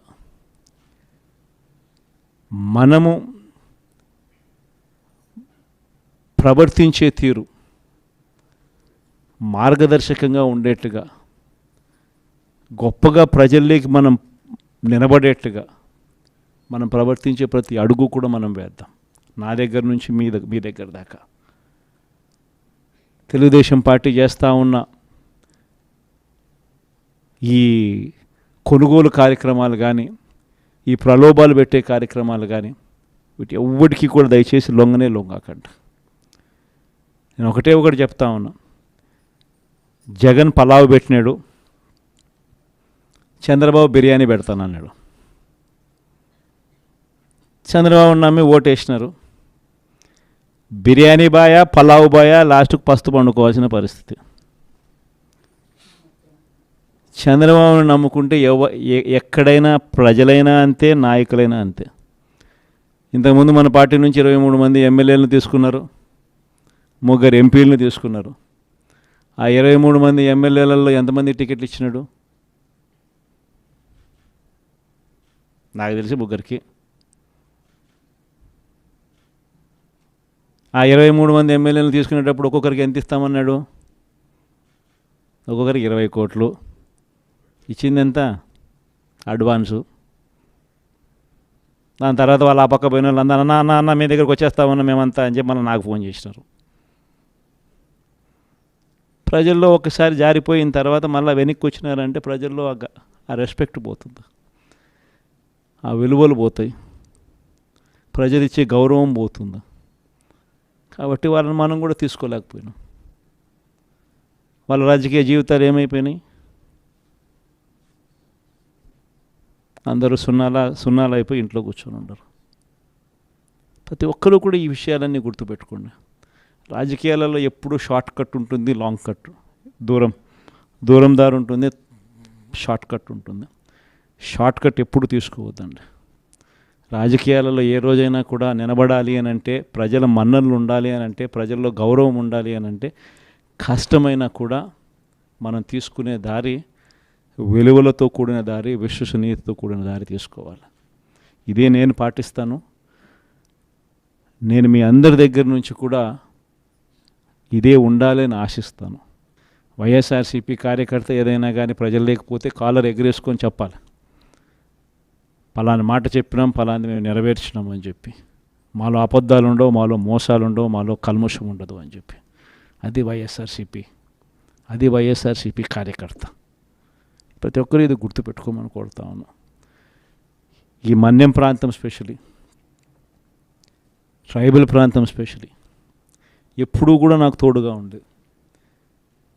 పార్టీ స్థాపించిన రోజు నుంచి, మొట్టమొదటి రోజు నుంచి కూడా వెనక్కి తిరిగి చూస్తే ఎక్కడా కూడా ఈ ప్రాంతంలో మాత్రం 100% యా పక్క ఏది ఏ ఏ ఏ ప్రాంతం ఎటుపోయినా కానీ ఇక్కడ మాత్రం ప్రజలు మాత్రం, ఇక్కడ మాత్రం నాయకులు మాత్రం, ఇక్కడ మాత్రం ఉన్న వాళ్ళంతా మాత్రం 100% ఎప్పుడూ నాకు తోడుగానే ఉన్నారు. మీ ప్రేమలు, మీ ఆప్యాయతలు ఇదే మాదిరిగానే కొనసాగించమని చెప్పి కోరుతా ఉన్నా. కష్టకాలంలో ఉన్నప్పుడే ఇంకా మీ సహాయము, మీ సహకారము ఇంకా ఎక్కువ కావాలని అడుగుతా ఉన్నా. కష్టాల్లో ఉన్నప్పుడే మీరు ఇంకా గట్టిగా నిలబడాలి అని చెప్పి అడుగుతా ఉన్నా. 5 ఏళ్ళు కన్ను మూసుకుంటూ అయిపోతుంది. ఈ 5 ఏళ్ళ మన పోరాటంలో మీ సహాయ సహకారాలన్నీ కూడా మెండుగా ఉండాలని చెప్పి కోరుతూ, బొత్స సత్యనారాయణను మన పార్టీ తరపు నుంచి మనం ఎమ్మెల్సీ అభ్యర్థిగా మనం రంగంలోకి దింపుతా ఉన్నాం. అందరు ఎమ్మెల్యేలని పిలిచిన, మన ప్రాంతంలో ఉన్న అందరు కంటెస్ట్ చేసిన ఎమ్మెల్యేలను, ఎంపీలను అందరినీ కూడా పిలిచినాం. పిలిచి ఎవరైతే బాగుంటుంది అని చెప్పి అందరి ముందర అందరినీ అడిగా. అందరూ యునానిమస్గా ఈ ఎలక్షన్లో మారీచుల మాదిరి జరుగుతూ ఉన్న ఎలక్షన్ ఇది, శకుని పాచికల మాదిరి వేస్తూ ఉన్న ఎన్నికలు ఇవి. ఇటువంటి ఎన్నికల్లో మనకు బొత్స సత్యనారాయణ లాంటి కొంచెం ప్రొఫైల్ ఉన్నోడు, కొంచెం స్టేచర్ ఉన్నోడు, కొంచెం గట్టిగా నిలబడగలిగినోడు, మోటుకోగలిగినోడు, ఇటువంటి వ్యక్తులు ఉంటేనే మనం ఎన్నికలను చేయగలుగుతాము. మనం అందరం కలిసికట్టుగా మొత్తం జిల్లా మొత్తం ఏకం కావాలని అంటే అటువంటి వ్యక్తి అయితేనే బాగుంటుంది అని చెప్పి అందరి నోట్లో నుంచి వచ్చిన మాట, అందరి నోట్లో నుంచి వచ్చిన ఆ మాట ప్రకారము మనం కూడా నిజంగానే ఇటువంటి కష్టకాల పరిస్థితులు, ఎందుకనంటే కష్టం లేనప్పుడు, అధికారంలో మనం ఉన్నప్పుడు ఎవరిని కావాలంటే వాళ్ళను పలానోడు ఎమ్మెల్సీ అంటే పలానా ఎమ్మెల్సీ అని సంతకం పెట్టేసి నేను ఇక్కడి నుంచి పంపించేసేస్తే ఆ ఎమ్మెల్సీ కింద వాళ్ళు ఎన్నికైపోయే పరిస్థితి. కానీ ప్రతిపక్షంలో ఉన్నప్పుడు, స్పెషల్లీ చంద్రబాబు నాయుడు లాంటి అన్యాయస్తులతో మనం యుద్ధం చేస్తూ ఉన్నప్పుడు మాత్రం ప్రతిపక్షంలో మనం ఉన్నాం కాబట్టి మనం గట్టిగా మోట్టుకోగలిగిన కెపాసిటీ ఉన్న నాయకుడిని మనం ముందర పెడితేనే మనకు అడ్వాంటేజ్గా ఉంటుంది. కాన్ఫిడెన్స్ నింపగలుగుతాడు, మన వాళ్ళకు కూడా తోడుగా గట్టిగా నిలబడగలుగుతాడు.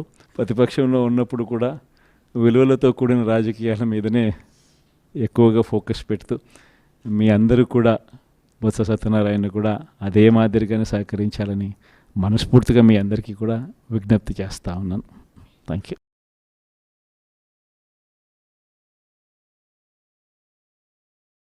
పాడేరు నియోజకవర్గం నుంచి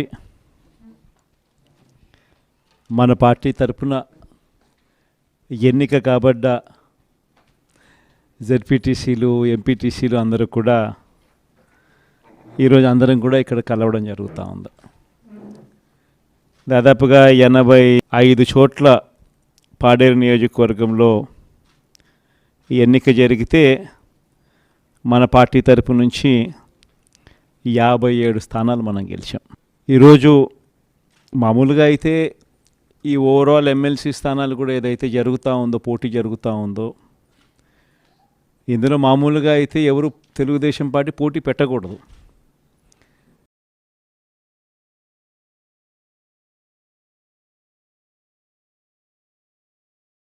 పాడేరు నియోజకవర్గం నుంచి మన పార్టీ తరఫున ఎన్నిక కాబడ్డ జెడ్పీటీసీలు, ఎంపీటీసీలు అందరూ కూడా ఈరోజు అందరం కూడా ఇక్కడ కలవడం జరుగుతూ ఉంది. దాదాపుగా 85 చోట్ల పాడేరు నియోజకవర్గంలో ఈ ఎన్నిక జరిగితే మన పార్టీ తరపు నుంచి 57 స్థానాలు మనం గెలిచాం. ఈరోజు మామూలుగా అయితే ఈ ఓవరాల్ ఎమ్మెల్సీ స్థానాలు కూడా ఏదైతే జరుగుతూ ఉందో, పోటీ జరుగుతూ ఉందో, ఇందులో మామూలుగా అయితే ఎవరు తెలుగుదేశం పార్టీ పోటీ పెట్టకూడదు. నైతిక విలువలు ఉన్న ఏ పార్టీ అయినా పోటీ పెట్టకూడదు. ఎందుకంటే 600 చిల్లర స్థానాలు మనం గెలిచినాం. వాళ్ళు గెలిచింది కేవలం 200 చిల్లర స్థానాలు వాళ్ళు గెలిచినారు. మనకు వాళ్ళకు మధ్య తేడా దాదాపుగా 387 స్థానాలు వాళ్ళకు మనకు తేడా ఉంది. గెలిచిన వాళ్ళంతా కూడా మన పార్టీ గుర్తు మీద, మన పార్టీ జెండా మీద గెలిచిన వాళ్ళు. వాళ్ళ సైడ్ అయినా అంతే, మన సైడ్ అయినా అంతే. మరి అటువంటప్పుడు మెజారిటీ లేనప్పుడు ఎవరైనా కూడా పోటీనే పెట్టకూడదు. మామూలుగా మీ జగనే ముఖ్యమంత్రి స్థానంలో ఉండి ఇటువంటి పరిస్థితి కన్నా ఉంటే, వాళ్ళకే కన్నా మెజారిటీ కన్నా ఉంటే అసలు మనం పోటీ పెట్టుండే వాళ్ళమే కాదు. ఎందుకు పోటీ పెట్టాలి? ఎందుకు డబ్బులు ఇచ్చి కొనుగోలు చేయాలి? వేరే పార్టీ గుర్తు మీద గెలిచిన వాళ్ళను ప్రజలు వాళ్ళకు ఓట్లు వేసింది ఆ పార్టీ గుర్తును చూసి, ఆ పార్టీ పేరు చెప్పి, ఆ పార్టీ గుర్తును చూసి, ఆ పార్టీ తరపున వెళ్ళి ఓట్లు అడిగిన తర్వాత, గెలిచిన తర్వాత అటువంటి వాళ్ళను మనం ముఖ్యమంత్రిగా ఉన్నాం కదా, పోలీసులు మన చేతుల్లో ఉన్నారు, అధికారులు మన చేతుల్లోనే ఉన్నారు, డబ్బులు మన దగ్గర దండిగా ఉన్నాయి కాబట్టి ఆ డబ్బులు మనం ఖర్చు చేసి మనం ఎటువంటి పరిస్థితుల్లో అధర్మంగా అయినా కూడా మనం గెలిచాలి కదా అని ఆలోచన చేసి, అదే కార్యక్రమం ముఖ్యమంత్రిగా ఉన్న వ్యక్తిగా మనం చేసి ఉంటే అది ధర్మమేనా? ఇది ధర్మం కాదు. చంద్రబాబు నాయుడు నైజం మాత్రం చూపిస్తూనే ఉన్నాడు. ఈరోజుకి కూడా అధర్మంగా యుద్ధం చేసే కార్యక్రమం జరుగుతూనే ఉంది. అధర్మంగా యుద్ధం చేసే కార్యక్రమంలో భాగంగా మన పార్టీ తరపు నుంచి ఎవరైతే గెలిచినారో వాళ్ళందరికీ ఫోన్లు చేయడం, లేదా వాళ్ళ దగ్గరికి మనుషులను పంపించడం, నీకు 5 లక్షలు ఇస్తా, నీకు 10 లక్షలు ఇస్తా, వస్తావా అని పిలవడం, అడగడం. ఎంత మటుకు అంటే రాజకీయాలలో విలువలు అనేటివి పూర్తిగా అట్టడుగు స్థానంలోకి తీసుకొని పోయే కార్యక్రమం జరుగుతూ ఉంది. ఏ రోజైనా కూడా ఒక రాజకీయ నాయకుడు ఎదగాలంటే మాత్రం విలువలు, విశ్వసనీయతతో కూడిన రాజకీయాలు చేస్తేనే ఆ రాజకీయ నాయకుడు ఎదుగుతాడు. ఏ రోజైతే మనం మన క్యారెక్టర్ని అమ్ముకుంటామో, ఏ రోజైతే మనం విలువలను, విశ్వసనీయతను రెండింటినీ కూడా పక్కన పెట్టి రాజకీయాలు చేయాలని ఎప్పుడైతే మనం ఆలోచన చేస్తామో, అప్పుడు ప్రజలకు సమాధానం చెప్పడం కథ దేవుడు ఎరుగు, ఇంట్లో కూడా మనకు గౌరవం ఉండదు. ఇంట్లో కూడా మనకు గౌరవము, వాల్యూ ఉండదు అన్న సంగతి ప్రతి ఒక్కరూ కూడా గుర్తుపెట్టుకోమని కోరుతా ఉన్నా. నేనైతే నా జీవితంలో రాజకీయాలు నేను అట్టే చేశాను. నేను కాంగ్రెస్ పార్టీ నుంచి బయటకు వచ్చినప్పుడు వెనక్కి తిరిగి చూస్తే నా వెనకాల ఎవరు లేరు. నేను మా అమ్మ ఇద్దరమే బయటకు వచ్చింది. నాతో పాటు కొంతమంది ఎమ్మెల్యేలు వస్తామంటే కూడా నాతో పాటు రావాలనుకున్న ఎవరైనా కూడా రాజీనామా చేసి రావాలా అని చెప్పిన. ఈరోజు అక్కడి నుంచి మొదలు పెడితే కేవలం ఇద్దరం పార్టీ నుంచి బయటకు వచ్చి మొదలు పెడితే ఈరోజు దేవుని దయతో ప్రతి అడుగులోనూ కూడా విలువలతో కూడిన రాజకీయాలే చేశాము, విశ్వసనీయతతో కూడిన రాజకీయాలే చేశామని గర్వంగా తలెత్తుకొని కూడా చెప్పగలుగుతాం. ఎందుకు మొన్న ఎలక్షన్లే 2014 ఎలక్షన్ మీ అందరికీ గుర్తుండే ఉంటుంది. మనం ఓడిపోయాం ఆ ఎలక్షన్. ఓడిపోయేటప్పుడు కూడా నా దగ్గరికి చాలామంది వచ్చినారు, మన వాళ్ళే నా దగ్గరికి కూడా వచ్చినారు. మన మంచి కోసమే చెప్పారు, నా మంచి కోసమే చెప్పారు. అన్న చంద్రబాబు నాయుడు ఇష్టం వచ్చినట్టు అబద్ధాలు ఆడుతూ ఉన్నాడు, రైతులకు రుణమాఫీ అంటూ ఉన్నాడు, మహిళలకు రుణమాఫీ అంటూ ఉన్నాడు, ఇంటింటికి ఉద్యోగం అంటున్నాడు, ఉద్యోగం ఇకపోతే 2000 అంటున్నాడు, ప్రతి ఒక్కరికి 3 సెంట్ల స్థలం అంటూ ఉన్నాడు. ఈయన చంద్రబాబు నాయుడు అంటూ ఉన్నాడన్నా, మనం కూడా అనకపోతే ఎట్టా, మనం కూడా రైతులకు రుణమాఫీ చేయకపోతే చేస్తామని చెప్పకపోతే ఎట్టా, ఫస్ట్ చెప్పేసేయండి నా, మళ్ళీ సంగతి మళ్ళీ చూస్తాము అని నాతో కూడా చెప్పినారు. కానీ చెయ్యలేనిది, జరగనిది చెప్పడానికి మీ జగన్ ఇష్టపడలా, అబద్ధం చెప్పలా. అబద్ధం చెప్పనందుకు ఆ ఎన్నికల్లో మనం ఓడిపోయినాం. ఆ ఎన్నికల్లో మనం ఓడిపోయి ప్రతిపక్షంలో కూర్చున్నాం. దాని తర్వాత చంద్రబాబు నాయుడు పరిపాలన చేశాడు.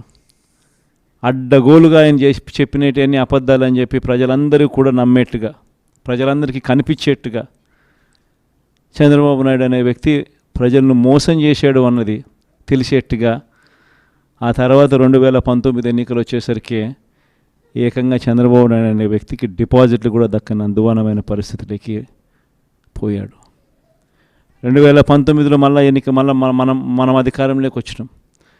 మన మేనిఫెస్టోలో చెప్పింది ఏది కూడా పలాని మాట చెప్పినామనంటే ఒక్క మాట కూడా తప్పకుండా మొట్టమొదటిసారిగా రాజకీయాలలో విలువలంటే ఏమిటి, విశ్వసనీయత అంటే ఏమిటి అనే పదానికి మనం అర్థం తీసుకొస్తూ అడుగులు వేశాం మొట్టమొదటిసారిగా.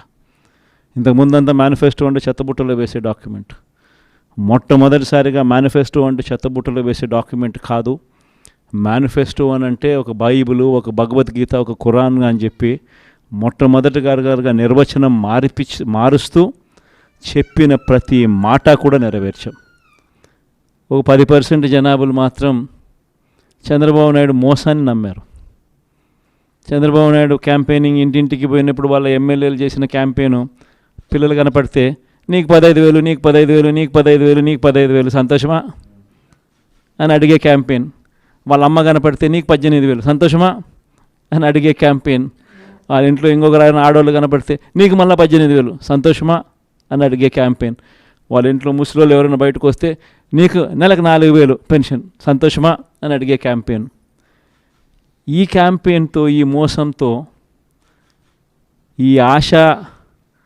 ఈ ఆశతో ఓ 10% జనాదులు మన దగ్గర నుంచి దూరం అయ్యారు. కానీ మళ్ళీ ఏమైంది? మళ్ళీ చంద్రబాబు నాయుడు పాలన వచ్చింది. మళ్ళీ ఇదే చూస్తూ ఉన్నాం.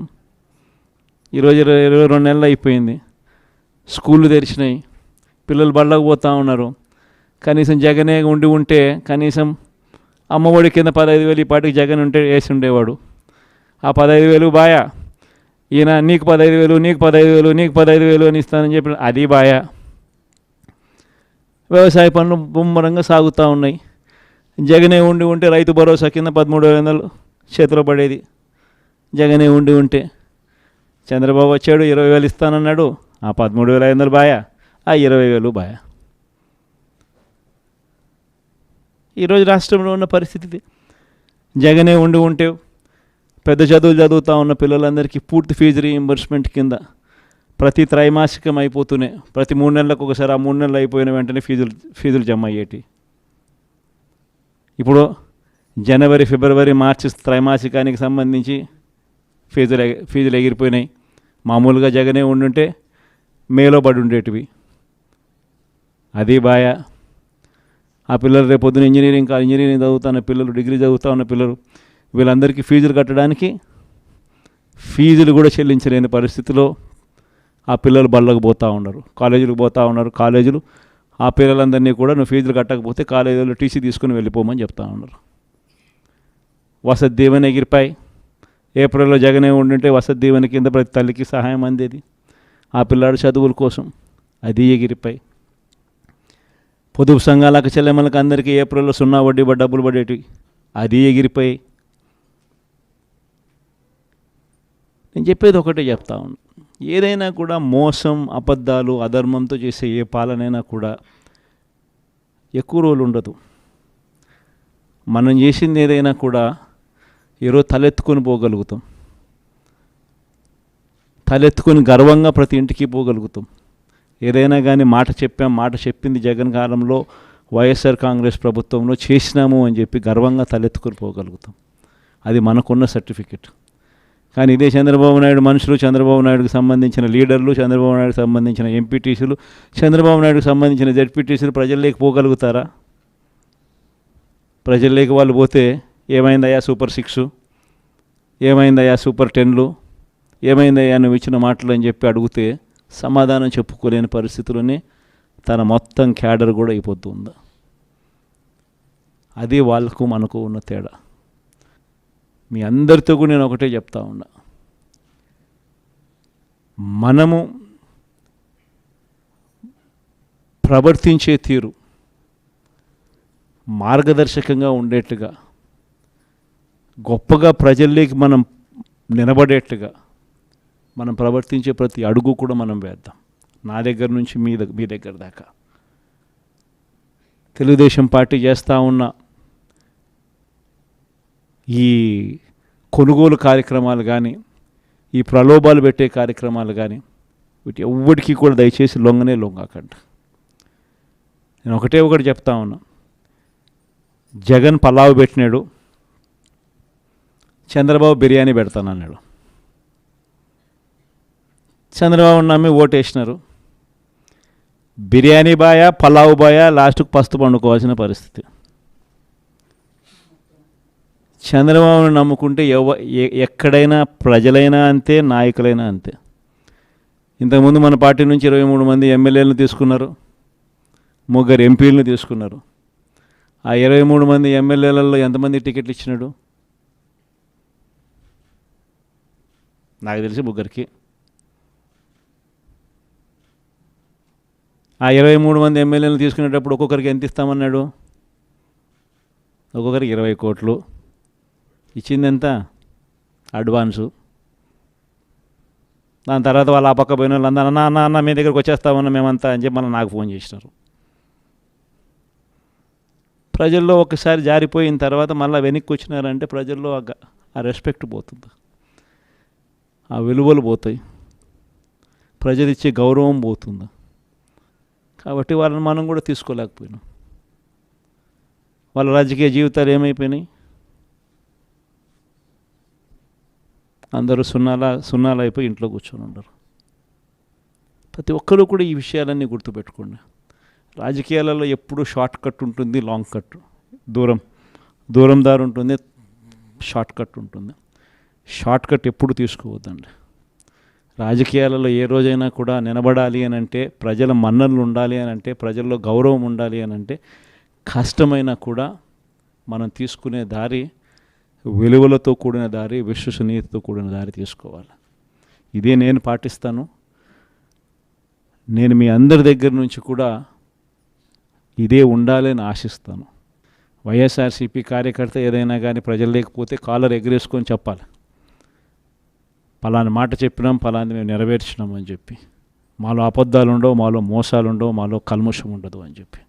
అది వైఎస్ఆర్సీపీ కార్యకర్త. ప్రతి ఒక్కరూ ఇది గుర్తుపెట్టుకోమని కోరుతా ఉన్నాం. ఈ మన్యం ప్రాంతం స్పెషలీ, ట్రైబల్ ప్రాంతం స్పెషలీ ఎప్పుడూ కూడా నాకు తోడుగా ఉంది.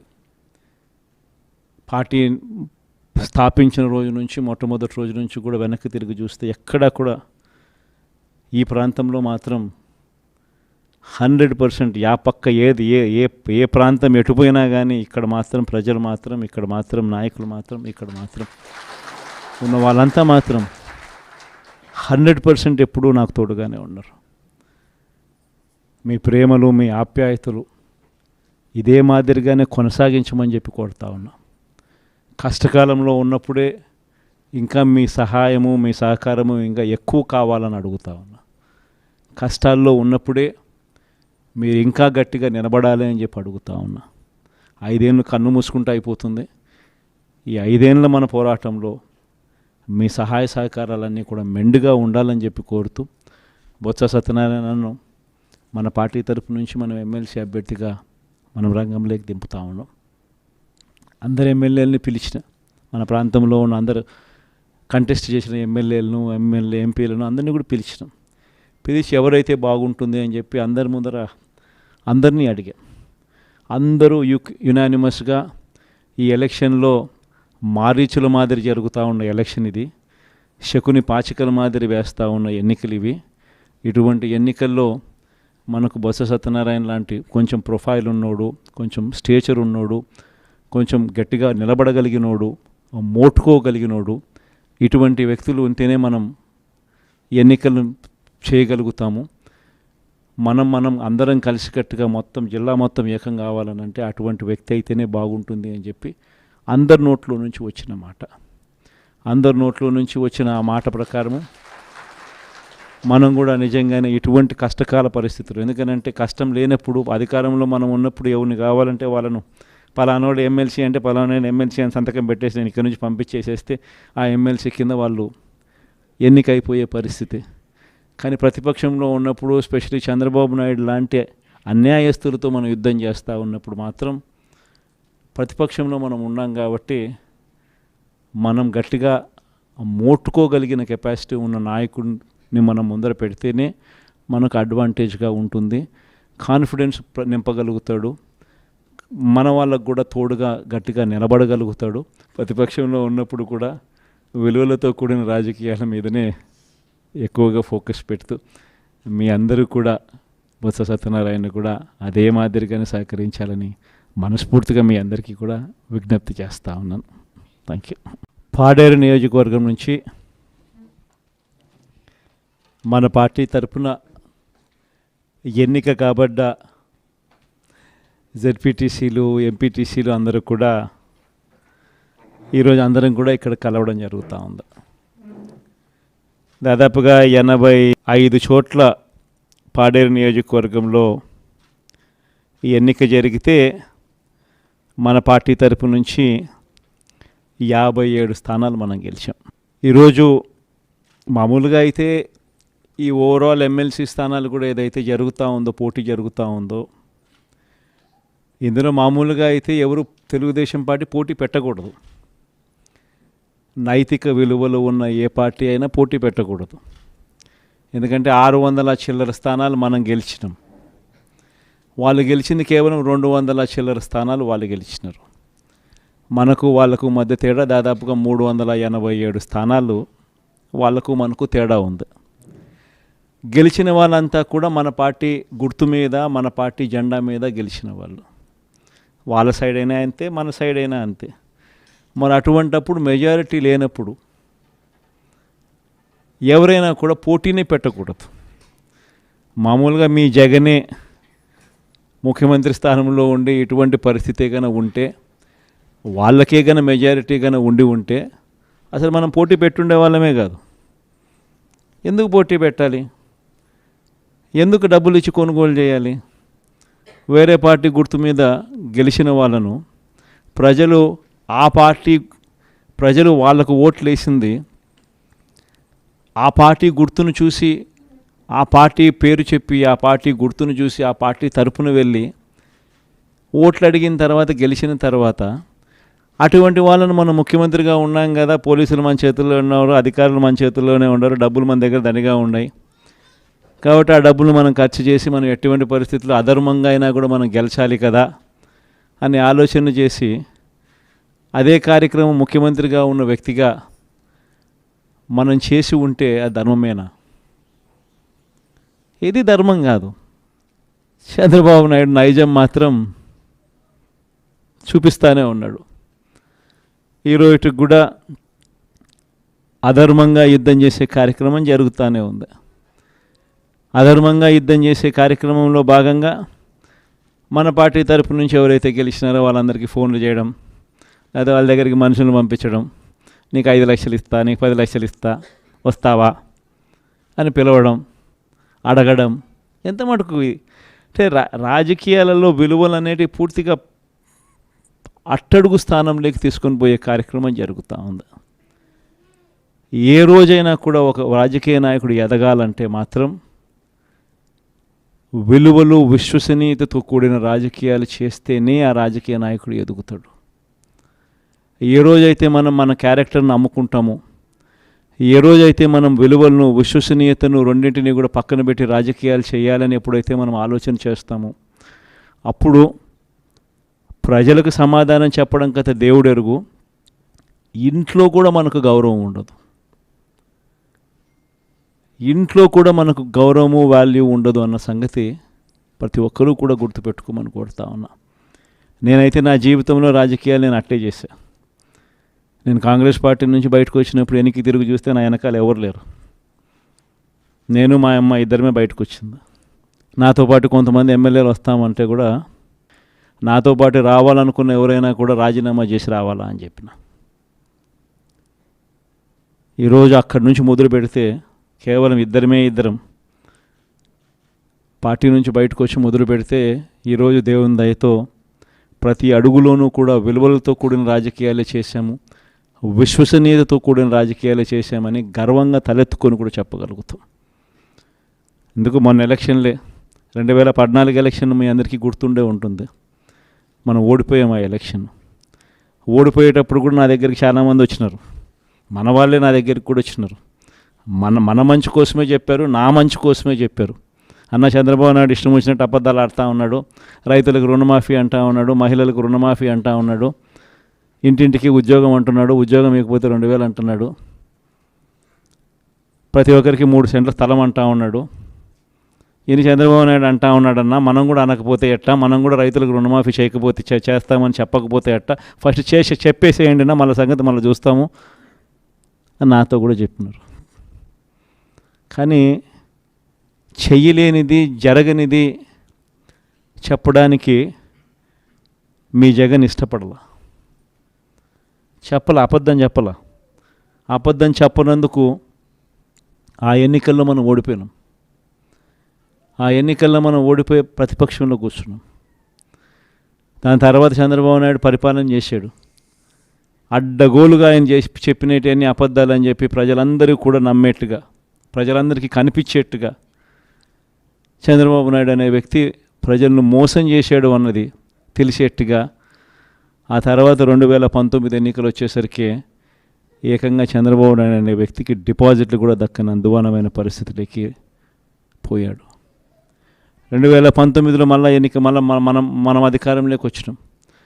మన మేనిఫెస్టోలో చెప్పింది ఏది కూడా పలాని మాట చెప్పినామనంటే ఒక్క మాట కూడా తప్పకుండా మొట్టమొదటిసారిగా రాజకీయాలలో విలువలంటే ఏమిటి, విశ్వసనీయత అంటే ఏమిటి అనే పదానికి మనం అర్థం తీసుకొస్తూ అడుగులు వేసాం మొట్టమొదటిసారిగా. ఇంతకుముందంతా మేనిఫెస్టో అంటే చెత్తబుట్టలో వేసే డాక్యుమెంట్. మొట్టమొదటిసారిగా మేనిఫెస్టో అంటే చెత్తబుట్టలో వేసే డాక్యుమెంట్ కాదు. మేనిఫెస్టో అని అంటే ఒక బైబిలు, ఒక భగవద్గీత, ఒక ఖురాన్ అని చెప్పి మొట్టమొదటిగా నిర్వచనం మారుస్తూ చెప్పిన ప్రతి మాట కూడా నెరవేర్చాం. ఒక 10% జనాభాలు మాత్రం చంద్రబాబు నాయుడు మోసాన్ని నమ్మారు.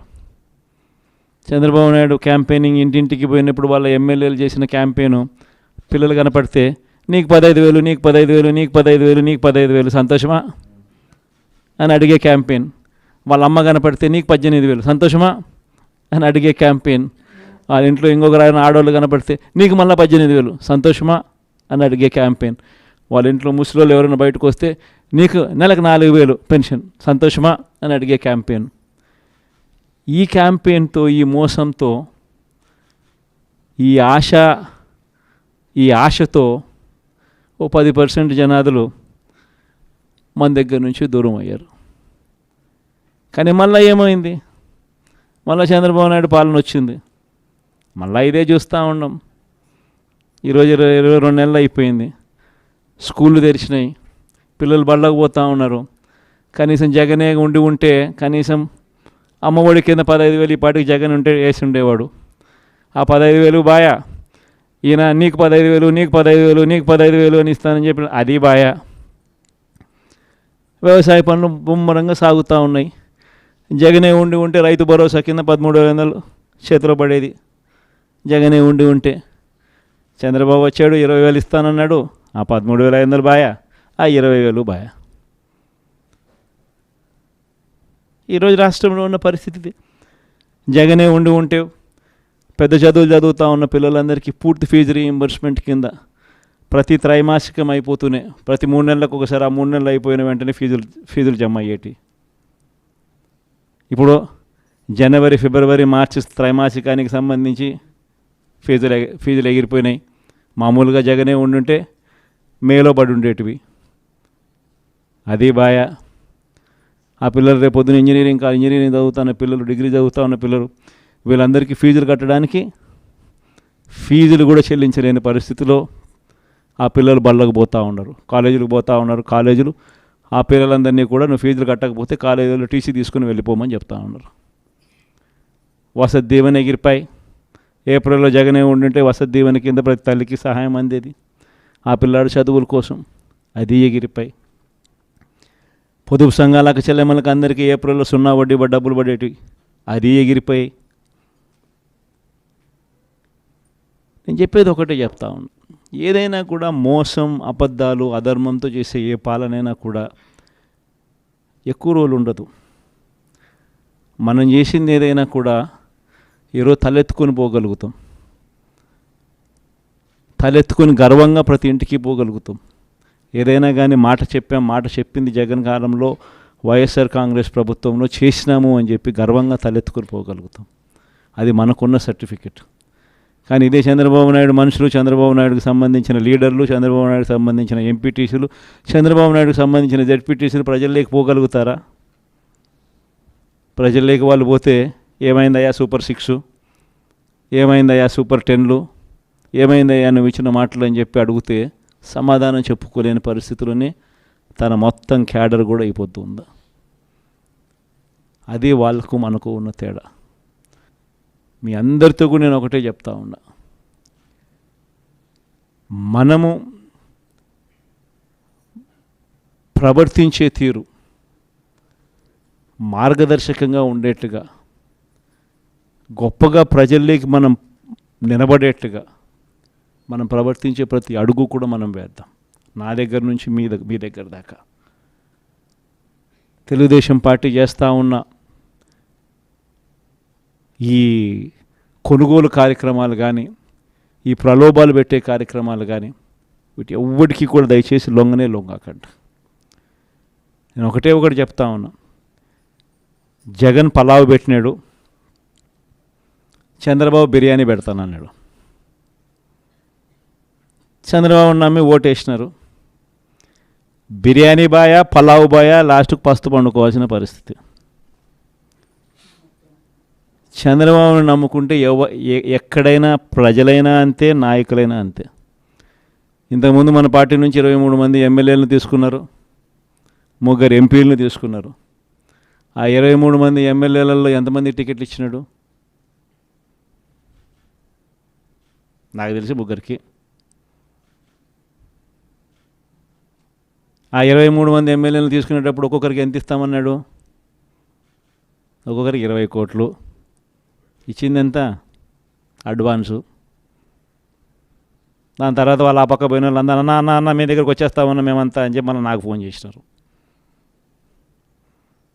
ప్రజల్లో ఒకసారి జారిపోయిన తర్వాత మళ్ళీ వెనక్కి వచ్చినారంటే ప్రజల్లో ఆ రెస్పెక్ట్ పోతుంది, ఆ విలువలు పోతాయి, ప్రజలు ఇచ్చే గౌరవం పోతుంది. కాబట్టి వాళ్ళని మనం కూడా తీసుకోలేకపోయినాం. వాళ్ళ రాజకీయ జీవితాలు ఏమైపోయినాయి? అందరూ సున్నాలు అయిపోయి ఇంట్లో కూర్చొని ఉండరు. ప్రతి ఒక్కరూ కూడా ఈ విషయాలన్నీ గుర్తుపెట్టుకోండి. రాజకీయాలలో ఎప్పుడు షార్ట్ కట్ ఉంటుంది, లాంగ్ కట్, దూరం దారి ఉంటుంది, షార్ట్ కట్ ఉంటుంది. షార్ట్ కట్ ఎప్పుడు తీసుకోవద్దండి. రాజకీయాలలో ఏ రోజైనా కూడా నిలబడాలి అని అంటే, ప్రజల మన్ననలు ఉండాలి అని అంటే, ప్రజల్లో గౌరవం ఉండాలి అని అంటే, కష్టమైనా కూడా మనం తీసుకునే దారి విలువలతో కూడిన దారి, విశ్వసనీయతతో కూడిన దారి తీసుకోవాలి. ఇదే నేను పాటిస్తాను. నేను మీ అందరి దగ్గర నుంచి కూడా ఇదే ఉండాలని ఆశిస్తాను. వైఎస్ఆర్సీపీ కార్యకర్త ఏదైనా కానీ ప్రజలు లేకపోతే కాలర్ ఎగరేసుకొని చెప్పాలి, పలాని మాట చెప్పినాం, పలాని మేము నెరవేర్చినాం అని చెప్పి. మాలో అబద్ధాలు ఉండవు, మాలో మోసాలు ఉండవు, మాలో కల్మషం ఉండదు అని చెప్పి. అది వైఎస్ఆర్సీపీ కార్యకర్త. ప్రతి ఒక్కరూ ఇది గుర్తుపెట్టుకోమని కోరుతా ఉన్నా. ఈ మన్యం ప్రాంతం స్పెషలీ, ట్రైబల్ ప్రాంతం స్పెషలీ ఎప్పుడూ కూడా నాకు తోడుగా ఉంది. పార్టీ స్థాపించిన రోజు నుంచి, మొట్టమొదటి రోజు నుంచి కూడా వెనక్కి తిరిగి చూస్తే ఎక్కడా కూడా ఈ ప్రాంతంలో మాత్రం 100% పక్క ఏది ఏ ప్రాంతం ఎటుపోయినా కానీ ఇక్కడ మాత్రం ప్రజలు మాత్రం, ఇక్కడ మాత్రం నాయకులు మాత్రం, ఇక్కడ మాత్రం ఉన్న వాళ్ళంతా మాత్రం 100% ఎప్పుడూ నాకు తోడుగానే ఉన్నారు. మీ ప్రేమలు, మీ ఆప్యాయతలు ఇదే మాదిరిగానే కొనసాగించమని చెప్పి కోరుతా ఉన్నా. కష్టకాలంలో ఉన్నప్పుడే ఇంకా మీ సహాయము, మీ సహకారము ఇంకా ఎక్కువ కావాలని అడుగుతా ఉన్నా. కష్టాల్లో ఉన్నప్పుడే మీరు ఇంకా గట్టిగా నిలబడాలి అని చెప్పి అడుగుతా ఉన్నా. 5 ఏళ్ళు కన్ను మూసుకుంటూ అయిపోతుంది. బొత్స సత్యనారాయణను మన పార్టీ తరపు నుంచి మనం ఎమ్మెల్సీ అభ్యర్థిగా మనం రంగంలోకి దింపుతూ ఉన్నాం. అందరు ఎమ్మెల్యేలని పిలిచిన, మన ప్రాంతంలో ఉన్న అందరు కంటెస్ట్ చేసిన ఎమ్మెల్యేలను, ఎంపీలను అందరినీ కూడా పిలిచినాం. పిలిచి ఎవరైతే బాగుంటుంది అని చెప్పి అందరి ముందర అందరినీ అడిగాం. అందరూ యునానిమస్గా ఈ ఎలక్షన్లో మారీచుల మాదిరి జరుగుతూ ఉన్న ఎలక్షన్ ఇది, శకుని పాచికల మాదిరి వేస్తూ ఉన్న ఎన్నికలు ఇవి. ఇటువంటి ఎన్నికల్లో మనకు బొత్స సత్యనారాయణ లాంటి కొంచెం ప్రొఫైల్ ఉన్నోడు, కొంచెం స్టేచర్ ఉన్నోడు, కొంచెం గట్టిగా నిలబడగలిగినోడు, మోటుకోగలిగినోడు, ఇటువంటి వ్యక్తులు ఉంటేనే మనం ఎన్నికలను చేయగలుగుతాము. మనం అందరం కలిసికట్టుగా మొత్తం జిల్లా మొత్తం ఏకం కావాలనంటే అటువంటి వ్యక్తి అయితేనే బాగుంటుంది అని చెప్పి అందరి నోట్లో నుంచి వచ్చిన మాట. అందరి నోట్లో నుంచి వచ్చిన ఆ మాట ప్రకారము మనం కూడా నిజంగానే ఇటువంటి కష్టకాల పరిస్థితులు, ఎందుకనంటే కష్టం లేనప్పుడు అధికారంలో మనం ఉన్నప్పుడు ఎవరిని కావాలంటే వాళ్ళను పలానోడు ఎమ్మెల్సీ అంటే పలానా ఎమ్మెల్సీ అని సంతకం పెట్టేసి నేను ఇక్కడి నుంచి పంపించేసేస్తే ఆ ఎమ్మెల్సీ కింద వాళ్ళు ఎన్నికైపోయే పరిస్థితి. కానీ ప్రతిపక్షంలో ఉన్నప్పుడు, స్పెషల్లీ చంద్రబాబు నాయుడు లాంటి అన్యాయస్తులతో మనం యుద్ధం చేస్తూ ఉన్నప్పుడు మాత్రం ప్రతిపక్షంలో మనం ఉన్నాం కాబట్టి మనం గట్టిగా మోటుకోగలిగిన కెపాసిటీ ఉన్న నాయకుడిని మనం ముందర పెడితేనే మనకు అడ్వాంటేజ్గా ఉంటుంది. కాన్ఫిడెన్స్ నింపగలుగుతాడు, మన వాళ్ళకు కూడా తోడుగా గట్టిగా నిలబడగలుగుతాడు. ప్రతిపక్షంలో ఉన్నప్పుడు కూడా విలువలతో కూడిన రాజకీయాల మీదనే ఎక్కువగా ఫోకస్ పెడుతూ మీ అందరూ కూడా బొత్స సత్యనారాయణ కూడా అదే మాదిరిగానే సహకరించాలని మనస్ఫూర్తిగా మీ అందరికీ కూడా విజ్ఞప్తి చేస్తూ ఉన్నాను. Thank you. పాడేరు నియోజకవర్గం నుంచి మన పార్టీ తరఫున ఎన్నిక కాబడ్డ జెడ్పీటీసీలు, ఎంపీటీసీలు అందరూ కూడా ఈరోజు అందరం కూడా ఇక్కడ కలవడం జరుగుతూ ఉంది. దాదాపుగా 85 చోట్ల పాడేరు నియోజకవర్గంలో ఈ ఎన్నిక జరిగితే మన పార్టీ తరపు నుంచి 57 స్థానాలు మనం గెలిచాం. ఈరోజు మామూలుగా అయితే ఈ ఓవరాల్ ఎమ్మెల్సీ స్థానాలు కూడా ఏదైతే జరుగుతూ ఉందో, పోటీ జరుగుతూ ఉందో, ఇందులో మామూలుగా అయితే ఎవరు తెలుగుదేశం పార్టీ పోటీ పెట్టకూడదు. నైతిక విలువలు ఉన్న ఏ పార్టీ అయినా పోటీ పెట్టకూడదు. ఎందుకంటే 600 చిల్లర స్థానాలు మనం గెలిచినాం, వాళ్ళు గెలిచింది కేవలం 200 చిల్లర స్థానాలు వాళ్ళు గెలిచినారు. మనకు వాళ్ళకు మధ్య తేడా దాదాపుగా 387 స్థానాలు వాళ్ళకు మనకు తేడా ఉంది. గెలిచిన వాళ్ళంతా కూడా మన పార్టీ గుర్తు మీద, మన పార్టీ జెండా మీద గెలిచిన వాళ్ళు. వాళ్ళ సైడ్ అయినా అంతే, మన సైడ్ అయినా అంతే. మరి అటువంటప్పుడు మెజారిటీ లేనప్పుడు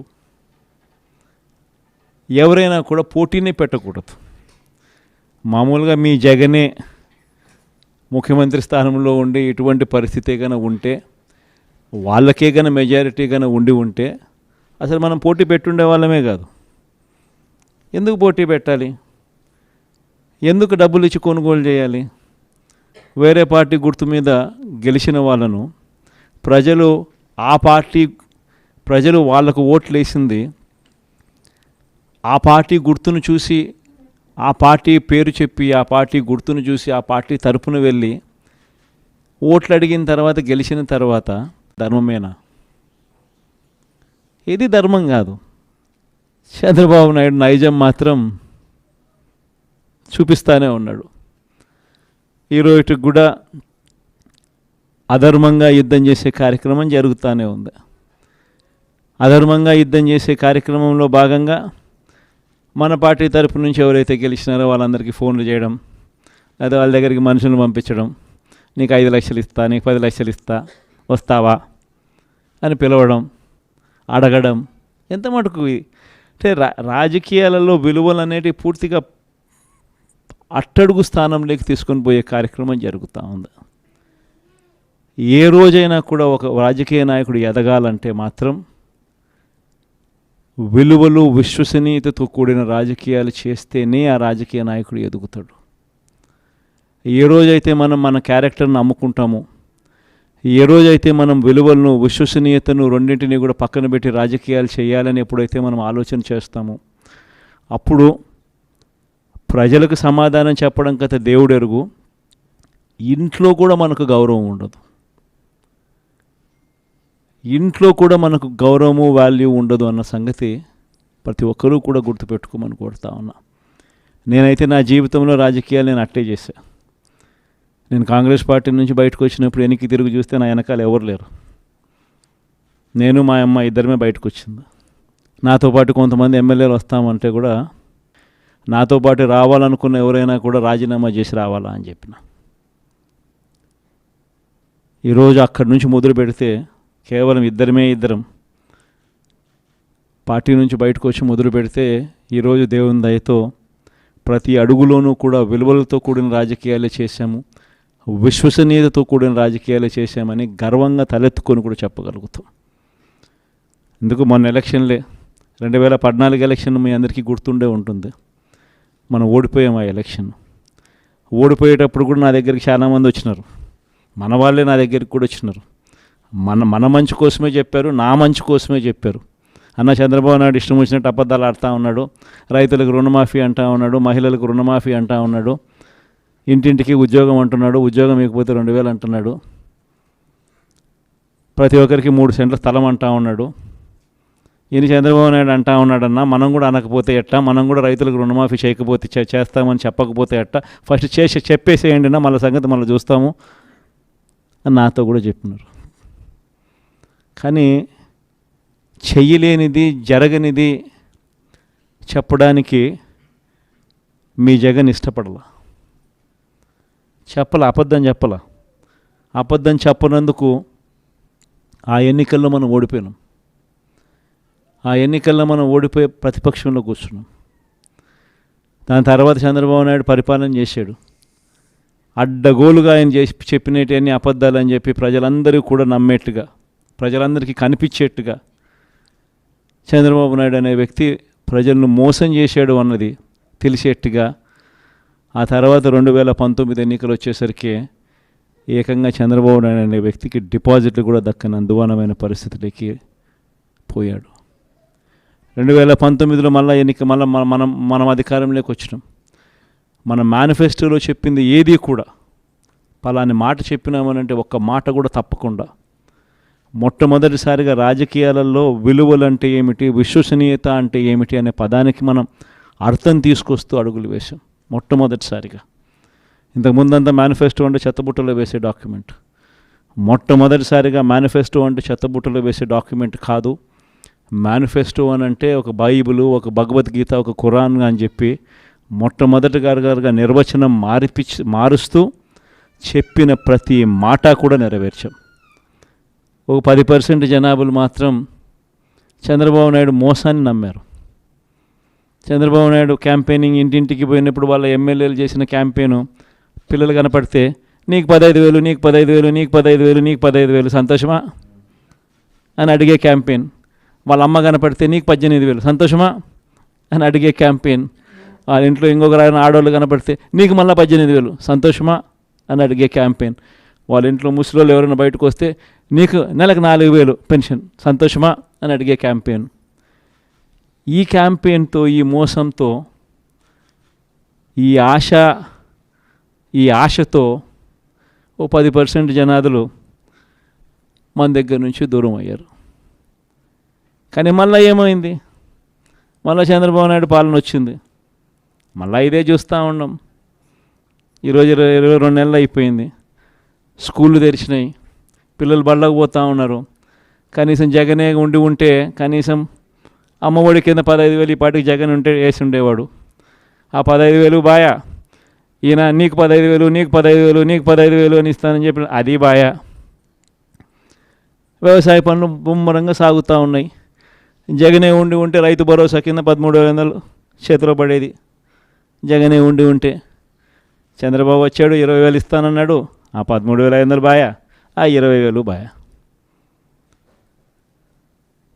ఈరోజు రాష్ట్రంలో ఉన్న పరిస్థితి జగనే ఉంటే పెద్ద చదువులు చదువుతూ ఉన్న పిల్లలందరికీ పూర్తి ఫీజు రీయింబర్స్మెంట్ కింద ప్రతి త్రైమాసికం అయిపోతూనే ప్రతి 3 నెలలకు ఒకసారి, ఆ 3 నెలలు అయిపోయిన వెంటనే ఫీజులు జమ అయ్యేటి. ఇప్పుడు జనవరి, ఫిబ్రవరి, మార్చి త్రైమాసికానికి సంబంధించి ఫీజులు ఎగిరిపోయినాయి. మామూలుగా జగనే ఉండుంటే మేలో పడి ఉండేటివి. అది బాయ.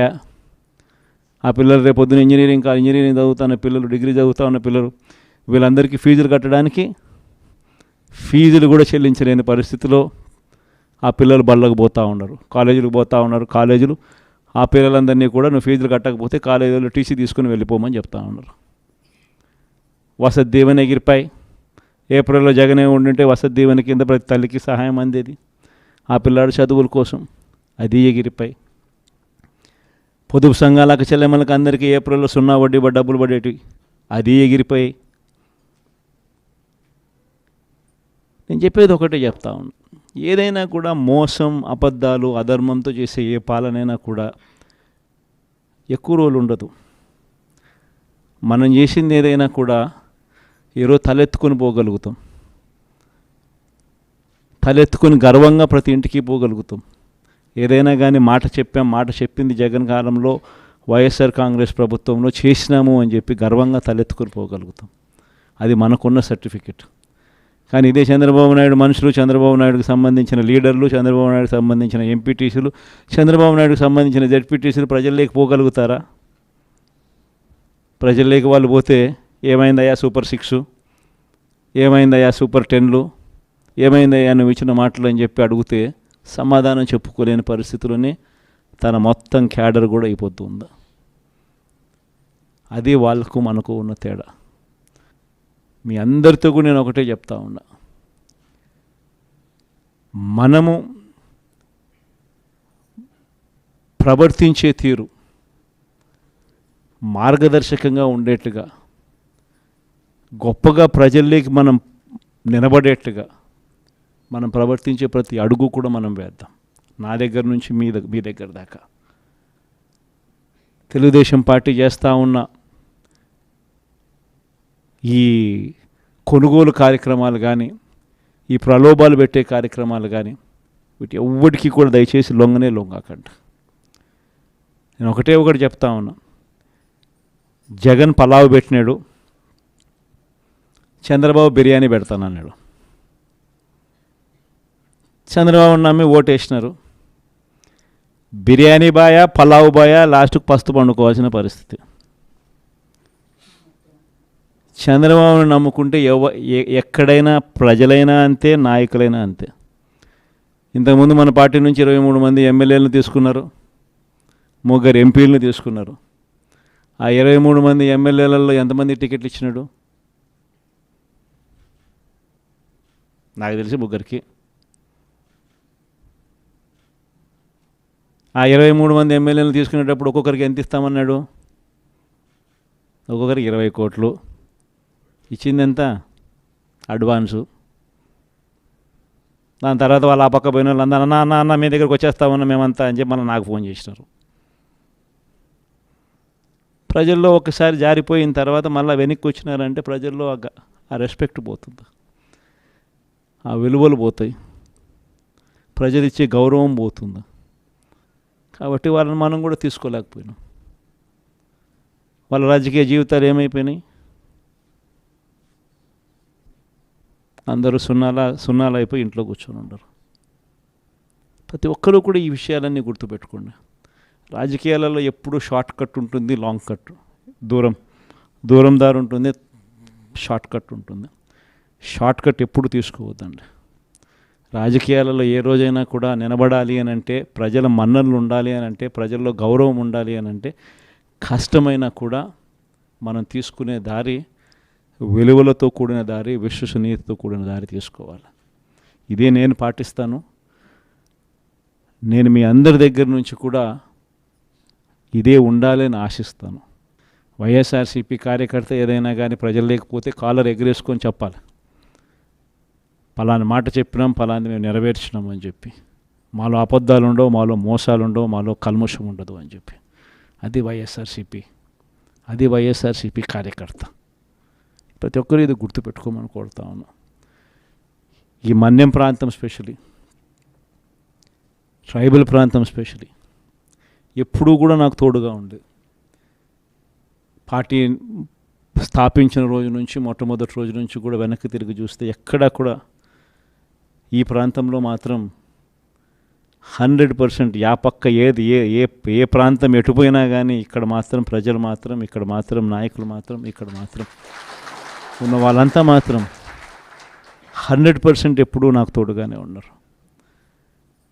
మీ ప్రేమలు, మీ ఆప్యాయతలు ఇదే మాదిరిగానే కొనసాగించమని చెప్పి కోరుతా ఉన్నా. కష్టకాలంలో ఉన్నప్పుడే ఇంకా మీ సహాయము, మీ సహకారము ఇంకా ఎక్కువ కావాలని అడుగుతా ఉన్నా. కష్టాల్లో ఉన్నప్పుడే మీరు ఇంకా గట్టిగా నిలబడాలి అని చెప్పి అడుగుతా ఉన్నా. 5 ఏళ్ళు కన్ను మూసుకుంటూ అయిపోతుంది. ఈ 5 ఏళ్ళ మన పోరాటంలో మీ సహాయ సహకారాలన్నీ కూడా మెండుగా ఉండాలని చెప్పి కోరుతూ బొత్స సత్యనారాయణను మన పార్టీ తరపు నుంచి మనం ఎమ్మెల్సీ అభ్యర్థిగా మనం రంగంలోకి దింపుతా ఉన్నాం. అందరు ఎమ్మెల్యేలని పిలిచిన, మన ప్రాంతంలో ఉన్న అందరు కంటెస్ట్ చేసిన ఎమ్మెల్యేలను, ఎంపీలను అందరినీ కూడా పిలిచి ఎవరైతే బాగుంటుంది అని చెప్పి అందరి ముందర అందరినీ అడిగాం. అందరూ యునానిమస్గా ఈ ఎలక్షన్లో మారీచుల మాదిరి జరుగుతూ ఉన్న ఎలక్షన్ ఇది, శకుని పాచికల మాదిరి వేస్తూ ఉన్న ఎన్నికలు ఇవి.